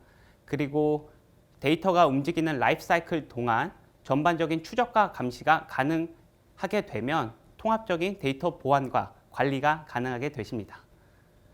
그럼 오늘 공급망에 대해서 좀 이야기해 볼까 하는데요. 공급망이란 서플라이 체인이라고도 부르죠. 과연 이것은 무엇일까요? 기업 내 제품이 생산되고 유통되고 유지되는데 들어가는 모든 부품 및 서비스를 제공하는 개별 업체들의 집합체다라고 봐주시면 좋을 것 같습니다. 코로나로 인해서 많은 것들이 급변하고 있는데요. 가트너 리포트에 의하면 서플라이 체인 디지털라이제이션이 활발하게 일어나고 있고요. 또한 서플라이 체인의 글로벌라이제이션 그리고 오프쇼어링을 보안적인 측면에서 바라보는데 좀 달라지고 있습니다. 따라서 새로운 비즈니스 모델이 창출되고 있고요. 이커머스의 전환, 그리고 요즘 가장 핫한 키워드죠. 재택근무에 따라서 서플라이 체인도 활발하게 급격하게 변화되고 있습니다. 서플라이 체인을 조금만 더 자세히 들여다볼까요? 우리 기업은 공급업체 A에게 프로덕트 디자인, 프로덕트 설계서 등 중요한 지적 자산이라고도 불리는 이런 문서들을 공유를 합니다. 그럼 공급업체 A에서 다른 티어에 있는 공급업체 B, C, D에게 해당 문서를 또 전달하게 되죠. 물론 효율적인 측면에서 보면 문서가 서플라이 체인 내에서 자유롭게 공유된다는 점에서 매우 효율적입니다. 하지만 보안적인 측면에서 보면 어떨까요? 문서가 제대로 보안되지 않고 전달이 된다면 보안적인 문제가 일어날 수 있습니다. 예를 들어 공급업체 C에서 웹 취약점, 소스코드 취약점으로 일어나는 보안 문제는 단순히 공급업체 C의 문제로서 끝나는 것이 아니라 서플라이 체인 전체를 마비시킬 수 있기 때문에 보안적으로 위협이 되죠. 가까운 예시를 한번 들어볼까요? 여러분들은 혹시 솔라윈즈 썬버스트 사태를 알고 계십니까? 솔라윈즈라는 업체는 IT 모니터링 솔루션인 오리온 플랫폼이라는 솔루션을 판매하는 기업입니다. 이미 많은 공공기관과 기업에서 사용 중에 있습니다. 문제는 한 해커 그룹에서 이 해당 솔루션 안에 멀웨어를 은밀하게 침투시키는 데서 시작이 되는데요. 요즘은 해커들이 참 지능적이죠. 바로 공격하기보다는 장시간에 걸쳐서 호스트 파일 및 중요 파일들을 탈취해서 분석하기 시작합니다. 분석이 끝난 후에는 취약점이 존재하는 고객사들을 선정해서 서버 업데이트와 함께 썬버스트라고 불리는 이 멀웨어를 함께 투입시켰습니다. 이로 인해서 18,000여 건의 고객사가 막대한 피해를 입었고요. 중요한 정보를 탈취당하는 사태가 벌어졌습니다. 물론 전문가들은 아직도 이 사태가 끊임없이 이어지고 있다라고 말씀하시고요. 또한 수습하기엔 좀 늦은 감이 있다라고 말을 하고 있지만 저는 오늘 그런 포인트에 맞춰서 발표를 이어가는 게 아니라 어떻게 하면 제2의 썬버스트 사태, 제3의 썬버스트 사태를 우리가 예방할 수 있는지 데이터 보안 측면에서 바라봐 볼까 합니다. 아까 말씀드렸다시피 우리는 프로덕트 디자인, 인터널 프로세스 문서, 프로덕트 설계서, 기획서 등 지적 자산이라고도 불리는 이러한 문서들을 전달을 하고요. 또 거래 내역서, 민감한 고객 정보가 포함되어 있는 민감한 문서들도 공급업체들에게 전달을 합니다. 어떤 보안 담당자 분들께서는 어차피 우리는 PLM 시스템에서 모두 일원화해서 관리하기 때문에 괜찮아요 라고 말씀하시는데 정말 괜찮으실까요? 문서의 습성을 보면 결코 한 곳에서 보관되고 저장되지 않습니다. 문서는 라이프 사이클을 통해 계속 돌아다니죠. 우리가 매일같이 사용하는 유스 케이스를 한번 봐볼까요? 문서는 ECM 혹은 PLM 시스템에서 사용자들이 내려받고요. 사용 후에는 공급업체들에게 USB, 퍼스널 드라이브, 메신저, 이메일 등을 통해서 다양한 방법으로 공유됩니다. 이러한 문서들은 공급업체 A에서 다른 티어에 있는 공급업체들에게도 다양한 방법으로 공유가 되죠. 따라서 보안 관계자분들은 이런 걱정을 하고 계십니다. 관리 포인트가 너무 많아요. 외부로 나가는 문서들을 좀 일원화해서 우리가 관리할 수 있는 방안은 없을까요? 물론 있습니다. 파수의 데이터 보안 중심 솔루션으로 이 모든 것을 해결하실 수 있습니다. 하지만 한 가지 딜레마가 더 존재하죠. 우리는 지금 개별 업체의 솔루션을 도입하는 것을 이야기하는 것이 아닌 서플라이 체인 전체를 바라보고 있습니다. 조금 타이트한 보안 체제를 유지하고 싶으시면 공급업체들에게 보안을 강행해야 하는데요. 이것은 공급업체 입장에서 보면 매우 껄끄럽고 번거로운 사실입니다. 그렇기 때문에 좀 어려운 부분이 있죠. 그래서 여러분들이 편하게 보실 수 있도록 유스 케이스에 맞춰서 두 가지 솔루션을 들고 왔습니다. 여러분들이 만약에 하이 바게닝 파워가 있으셔서 타 공급업체들에게 보안을 강행하실 수 있으시다면 파수 엔터프라이즈 DRM을 도입 검토를 추천을 드립니다. 여러분들이 문서를 생성하고 다운로드 받는 시점부터 문서를 암호화할 뿐만 아니라 문서가 어디로 이동하든지 보안을 유지합니다. 또한 보안의 사각지대라고 불리는 출력물 제어, 화면 캡처 제어 등 사용자의 권한을 통제해서 문서가 사용되는 기간 동안 안전하게 사용자 접근 통제를 진행할 수 있습니다. 그런데 우리는 강행을 할 수 없을 것 같아요 라고 하시면 외부 협업 플랫폼인 랩소디 에코를 도입하시면 좋을 것 같습니다. 적어도 우리 내부에서 외부로 전달되는 문서를 안전하게 보호하는 데 의미가 있는데요. 워크그룹을 기반으로 문서가 협업이 이루어지기 때문에 문서를 암호화해서 보호하고 공유할 수 있을 뿐만 아니라 문서를 모바일에서 볼 때도 안전하게 보호할 수 있습니다. 또한 출력물 제어, 스크린 캡처 제어 등 권한 통제도 가능하기 때문에 랩소디 에코를 검토해 보시면 좋을 것 같습니다. 사실 파수는 서플라이 체인에서 생길 수 있는 유스 케이스를 모두 고려한 솔루션들이 시장에 나와 있습니다. 지금까지 말씀드렸던 데이터 보안을 중심적으로 검토하고 계신다면 일단 서플라이 체인 그리고 여러분들 기업 내에 있는 총 데이터 보유량을 식별하시고 분류하실 수 있는 파수 데이터 레이더를 검토해 보시고요. 문서가 중요도와 민감도에 따라 분류될 경우 더 강력한 보안을 조치할 수 있는 파수 엔터프라이즈 DRM 검토를 추천드립니다. 그런데 우리는 데이터 생산성, 데이터 협업, 그리고 데이터 자산화에 좀 더 관심이 있다라고 말씀을 하시면요. 문서 협업 플랫폼인 랩소디를 검토하시면 좋을 것 같고요. 외부로 나가는 문서까지 모두 전방위적으로 보호하고 싶다라고 하시면 랩소디 에코 검토를 추천드립니다.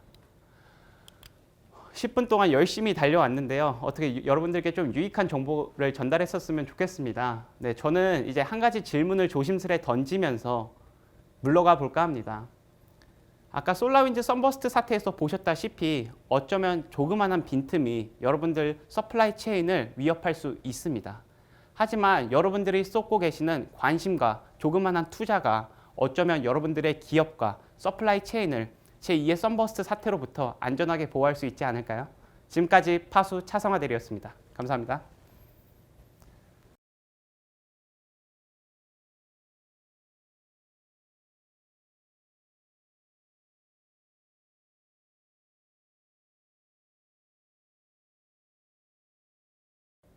네, 안녕하세요 여러분. 저는 SB 컨설팅 팀의 강경탁 선임입니다. 제 직무는 기본적으로 스페로우에서 솔루션 구축과 그리고 컨설팅 직무를 담당을 하고 있는데요. 이 때문에 대부분 고객사에 나가 있는 경우들이 굉장히 많아요. 이런 고객사에 나가 있을 때 다양한 질문들이 저한테 쏟아지는데 그중 가장 대표적인 질문에 대해 답변을 해드리기 위해 이 자리에 섰습니다. 먼저 많은 분들이 이렇게 물어보세요. 과연 외주를 통해서 개발되는 소프트웨어가 안전한가요? 혹은 외주를 통해서 개발되는 소프트웨어에 적용 가능한 보안 기술이 있을까요? 이 소스 코드는 내가 생성한 소스 코드가 아니라 뭔가 솔루션이 대신 만들어주거나 타인이 만든 소스 코드인데 이것까지 제가 고쳐야 될까요? 비슷한 내용의 질문이 공급망 위험 관리라는 이름으로 보안업계에 큰 화두가 됐었던 적이 있었어요. 오늘 이 자리에서는 이 질문에 대한 대답을 들려드리면서 여러분들이 앞으로 이 공급망 위험과 솔루션에 대한 공격 대책들에 대해 어떤 방식으로 대응을 하게 될지를 설명드리도록 하겠습니다. 자, 그럼 먼저 공급망에 대해서 설명을 좀 드려야 될 것 같아요. 일단 기본적으로 공급망이라는 것은 솔루션을 공급하는 공급사와 솔루션을 운영하는 운영사들 간의 네트워크, 서플리 체인을 가리키는 이야기입니다. 과거 예전 사례에서는 이 공급망이라는 게 별로 중요한 보안적 포인트가 아니었어요. 왜냐하면 솔루션은 어느 정도 보조적인 입장에서 활동을 하게 되어 있었고, 주도적으로 하는 서비스의 모든 내용들은 대부분 SI를 통해서 공급사 자체 내가 아니라 운영사 자체에서 개발된 내용들이 대부분이었기 때문이에요. 따라서 공격자의 포인트 투 포인트 공격은 대부분 시스템 자체를 공격하는 방식으로 발전을 해왔었습니다. 마찬가지로 보안 시스템 역시 이러한 공격을 방어하기 위해서 포인트 투 포인트 공격을 막기 위한 발전 방향을 가지게 되었고요. 하지만 서비스의 규모가 커지고 시스템의 규모가 커짐에 따라서 이러한 구성은 더 이상 찾아볼 수 없는 세상이 되었습니다. 요새 대부분의 서비스 구성도들은 굉장히 많은 솔루션들이 주도적인 역할을 하고, 운영사는 그러한 솔루션들의 어느 정도 연동 모듈 같은 보조적인 부분들만 소스 코드를 가지고 있는 형태가 대부분이 되었죠. 악의적인 사용자들은 이 소스 코드가 이제 있는 A사 공급업체들을 공격 주요 포인트로 노리게 됐습니다. 자신들이 원래 서비스를 직접적으로 타격하는 포인트 공격에서는 뚫기가 굉장히 어렵던 보안 시스템들이 공급업체는 규모가 작기 때문에 보다 수월하게 뚫을 수 있었고, 이 수월하게 뚫는 과정 안쪽에서도 공급업체는 패키지 전달이라는 구성을 통해 가지고 솔루션들을 납품함으로써 이 신뢰의 벽을 너무 손쉽게 넘을 수 있었기 때문이에요. 솔루션들의 규모가 더 커지고 서비스 규모가 점점 더 거대해질수록 이런 공급업체의 숫자들은 점점 늘어나게 됐고요. 공격 포인트들이 늘어나는 악순환들이 계속되게 되었습니다.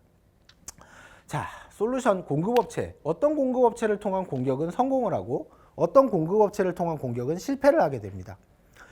어떤 경우에 성공을 하고 어떤 경우에 실패를 하는지, 이 기본적인 차이점은 과연 무엇일까요?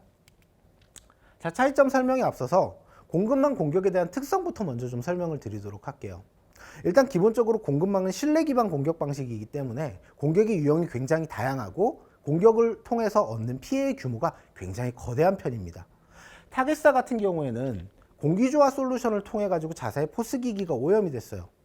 약 4,000명의 개인정보가 유출이 되게 되었고 180억 원의 벌금과 2,200억 원의 소송 비용이 지출이 되게 됐습니다. 운영진들이 전부 다 해고가 되기도 했고요. 중국의 일부에서는 신뢰할 수 없는 공급망을 통해서 ID를 공급받아 개발을 했습니다. 엑스코드 고스트라고 불리는 이러한 공격 방식을 통해서 ID는 오염된 상태로 공급사들에게 납품이 되었고, 이러한 오염된 ID를 통해서 개발된 소프트웨어들은 검증 과정을 거쳐 공식 스토어에까지 출시가 되게 됐어요. 약 1억 명의 사용자가 위험에 노출되게 됐죠. 자, 앞선 예시들의 공통점은 운영사가 가지고 있는 보안 프로세스가 정상적으로 동작을 하고 있음에도 공격이 성공했다는 점입니다. 기본적으로 솔루션을 통해서 납품되는 파일들은 바이너리 형태의 실행 파일들이 대부분이에요. 때문에 운영사 쪽에서는 해당 파일들에 대해서 완벽한 검증 자체가 불가능하죠. 운영사들이 해당 내용에 대해서 노력을 하지 않은 건 아닙니다. 도입 당시에는 여러 가지 인증 정보를 확인을 한다든지, 아니면 모의 해킹을 통해서 취약점을 검증을 한다든지, 보안성 심의위원회를 열어서 취약점들이 검증되기 전까지는 서비스를 갖다 허용을 하지 않는다든지, 이런 다양한 검증 방법들을 도입을 해서 해당 내용들을 보완을 했어요. 문제는 이러한 내용들이 유지보수 과정까지 이어지기에는 굉장히 힘들었다는 점이에요. 솔루션을 패치할 때마다 보안성 심의를 적용하는 건 공급업체한테 굉장한 부담으로 다가오게 됩니다. 비용적 부담도 마찬가지고 패치 일정에 맞추는 납기 준수율도 맞추기 힘드는 이런 악순환들이 계속됐죠. 현재 국내에서는 공급망 보안 대책에 관련해서 주요 정보통신 기반 시설 취약점 분석 평가 기준이라는 레퍼런스를 활용을 하고 있어요. 지금 현재는 정부기관이 규정한 주요 정보통신 기반 시설에만 해당 레퍼런스가 적용이 되어 있지만, 미국이 기조를 생각을 했었을 때 이 분야가 확대될 거라는 건 어느 정도 자명한 사실이라고 보시면 됩니다. 자, 현실적인 문제와 그리고 시대 흐름의 변화, 이 두 가지 근거로 살펴봤었을 때 해결점은 명백합니다. 근본적인 해결책은 이제 공급사가 생산 과정에서 보안 프로세스를 도입하고 관리해야 된다는 점이죠.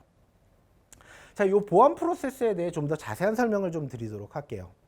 지금부터 소개드릴 두 개 사례가 어느 정도 어떤 부분에 집중해야 되는지 포인트가 될 수 있을 것 같아요. 아바스트의 C클리너 해킹 사태, 그리고 넷사랑의 소프트웨어 모듈 변조 사건인데요. 이 두 가지 케이스의 공통점은 공급사 내에서 나름의 보안 프로세스가 이미 적용이 되어 있고 개발자들이 그 보안 프로세스에 따른 준수를 성실하게 이행을 했음에도 공격이 성공했었다는 점입니다. 공급사는 공급사 자체 방화벽을 가지고 있었고요. 정상적인 형태로 개발이 되고 정상적인 형태로 운영이 되는 상태에서만 디지털 서명을 발급을 해서 해당 제품이 공식적인 제품이라는 걸 인증하는 절차를 가지고 있었어요. 문제는 방화벽을 우회하는 공격이 성공을 하고 성공된 공격이 제품 빌드 서버를 오염을 시켰었을 때 디지털 서명을 위조할 수 있었다는 점이었었죠. 그래서 두 가지 케이스는 공급사까지 위험한 소프트웨어가 납품이 되었고 서비스들을 제공하는 형태로 공격이 성공하게 된 겁니다. 비슷한 사례가 있습니다. 파수에서 미국의 제조업자 G사에 납품을 했었던 시절 있었던 사례예요. G사에서는 어느 날 갑자기 공급사 내 생산 활동에 대한 보안 인증을 요청을 해왔어요. 미국의 기조가 180도 뒤집히게 된다는 걸 앞부분에서 설명을 드렸었는데 이러한 기조에 따라서 지금 제품을 생산하는데 어떤 기술들이 사용되어 있고 어떤 서비스를 통해서 개발되어 있는지를 증빙을 요청을 해왔죠. 정말 다행히도 파수 안에는 스페로우라고 하는 자회사가 있었고 이 스페로우의 개발 보안을 담당하고 있는 솔루션들이 이미 요소에 탑재가 되어 있었습니다. 그래서 데브섹옵스 환경이 이런 식으로 구축되어 있다는 사례를 제시를 하고 신뢰 가능한 보안 솔루션의 보고서를 G사에게 제공해 줌으로써 해당 위험을 회피할 수 있었죠. 좀 더 자세히 살펴보자면 솔루션 개발 과정을 크게 5가지 단계로 나누어서 구현, 테스트, 운영 단계에 각각 솔루션들을 적용했다고 보시면 됩니다. 제일 먼저 소프트웨어 개발 과정 중에 내포되어 있는 취약점들을 확인하는 어플리케이션 보안 테스팅 도구인 스페로우 사스트가 적용이 되어 있었어요. 소스 코드를 분석을 해서 취약점들을 검증해내는 솔루션이죠. 또 외부에서 어쩔 수 없이 사용해야 되는 라이브러리 같은 경우에는 스페로우 SCA라는 제품을 통해서 해당 라이브러리 취약점들을 사전에 검토하고 검증하는 절차를 가지고 있었습니다. 제품 개발이 완료되고 나면 릴리즈를 해야겠죠. 릴리즈 이후에서도 테스트 단계가 포함되어 있었는데 릴리즈된 소프트웨어에 대한 자체 보안 감사를 실시를 하고 있었어요. 동적 어플리케이션 보안 테스팅을 담당하는 솔루션 스페로우 다스트가 적용이 되어 있는 상태였죠. 일련의 생산 활동을 담당하고 있는 공급사 내 빌드 서버 같은 리소스들은 시스템 보안 대책을 통해서 런타임 어플리케이션 자가 방어 도구인 스페로우 RASP가 보안을 하고 있었습니다. 정리를 하자면 공급사는 이제 더 이상 보안 체계에 대한 내용이 운영사에 국한되어 있지 않다라는 점을 깨달아야 됩니다. 그리고 이러한 운영사들의 신뢰를 얻기 위해서는 그 신뢰의 근거를 먼저 제시할 수 있는 보안 프로세스를 사전에 적용해야 된다는 점이죠. 어떤 기준에 의해서 보안 프로세스를 적용을 했느냐, 또 어떤 영역에 대해서 우리가 보안 프로세스를 진단을 했느냐, 그리고 진단 수행 결과가 나오면 취약점들이 있을 텐데 이러한 취약점을 어떻게 조치를 했느냐에 대한 증빙 자료를 제출을 함으로써 신뢰 근거를 먼저 제시하는 이런 형태의 구성이 제일 바람직한 구성 형태라고 보시면 됩니다. 또한 자사의 보안 대책 강화를 위해서 외부 어플리케이션, 외부 라이브러리를 사용하는 걸 검증을 한다든지 아니면 자사의 빌드 서버 리소스를 관리를 하는 RASP 같은 모니터링 툴을 도입을 해서 보완을 한다면 더욱 금상첨화가 되겠죠. 그렇다면 운영사는 어떨까요? 운영사는 기본적으로 침해 사고 대응 모니터링을 강화해야 될 필요가 있습니다. 공급사 쪽에서 어느 정도 보안 프로세스를 도입을 한다고 해서 이게 운영사가 지금 유지하고 있는 보안 프로세스를 축소해야 된다는 의미는 아니에요. 실질적으로 운영사는 자사에 어떤 식으로 공격이 들어오는지 이 프로세스 추이를 공급사 쪽에 알려줌으로써 보안 대책을 보다 강화시키는 형태의 프로세스를 구성해야 됩니다. 두 번째로는 주기적인 점검 프로세스를 좀 더 타이트하게 유지를 해야 돼요. 아까 앞부분에 설명을 드릴 때 공급업체 쪽에 패치 시마다 해당 레퍼런스에 대해서 검증을 요청하는 건 굉장히 부담이 된다라고 말씀을 드렸어요. 패치 시마다는 불가능하겠지만 매 주기마다 보안성 점검을 실시를 하게 된다면 피해의 규모를 최소화시킬 수 있습니다. 가능하다면 적용 기술이나 서비스를 제한시키는 것도 좋은 방법이에요. 자신들이 신뢰 가능한 솔루션이나 서비스 내역들을 이미 리스트로 가지고 있고 해당 리스트를 통해서 개발을 의뢰를 하게 된다면 보다 신뢰할 수 있는 형태의 산출물을 얻을 수가 있겠죠. 여기서 가장 중요한 점은 공급사와 운영사 양측 모두가 상호 협력적인 형태의 보안 프로세스가 구성이 되어야 된다는 점입니다. 적극적인 개발 환경을 공유하고 서로의 주기적인 보안감사 보고서를 교환하는 형태의 프로세스가 가장 이상적이겠죠. 공급사는 운영사가 더 이상 검증하지 못하는 영역이 있다는 점을 알고 해당 내용에 대해서 핵심적인 보안 프로세스를 적용할 수 있어야 됩니다. 소스 코드에 대한 검사나 아니면 최신 취약점에 대한 신속성을 자랑하는 최신 취약점 대응을 위한 패치 작업 수행 등이 해당하게 되겠죠. 운영사 같은 경우에는 공급사가 운영사만큼의 보안 프로세스를 적용하는 건 불가능하다는 사실을 인지를 하고 있어야 돼요. 그렇기 때문에 자산에 어떤 보안 프로세스가 부족한지를 인지를 하고 핵심적인 포인트를 규정해서 필수 체크리스트를 사전에 공유를 해야 됩니다. 보안 프로세스를 도입을 했는데 너무 많은 피로감이 느껴지게 된다면 공급사와 운영사 양측 모두에게 부담으로 작용을 할 수밖에 없습니다. 그래서 지속 가능한 형태의 프로세스를 구성을 하고 해당 내용을 기반으로 보안을 유동적으로 관리하는 것이 가장 중요한 자세라고 생각하시면 됩니다. 자, 여러분, 우리는 완벽한 보안이라는 게 없다는 걸 너무나도 잘 알고 있습니다. 보안의 역사가 시작된 이래로 완벽한 보안이라는 건 존재했었던 적이 없었어요. 이 보안이라는 울타리가 완벽했던 적은 단 한 번도 없었고, 완벽한 울타리를 모적으로 보안 프로세스를 설계한다면 금방 피로감을 느낄 수밖에 없습니다. 더 이상 보안은 완벽한 보안이 아니라 유기적으로 대응이 관리 가능하고 리스크를 줄일 수 있는 형태가 가장 이상적인 현재가 됩니다. 보다 안전한 울타리 건설할 수 있기를 기원하면서 이상으로 발표를 마치도록 하겠습니다. 저는 SP 컨설팅 팀의 강영탁 선임이었습니다. 감사합니다.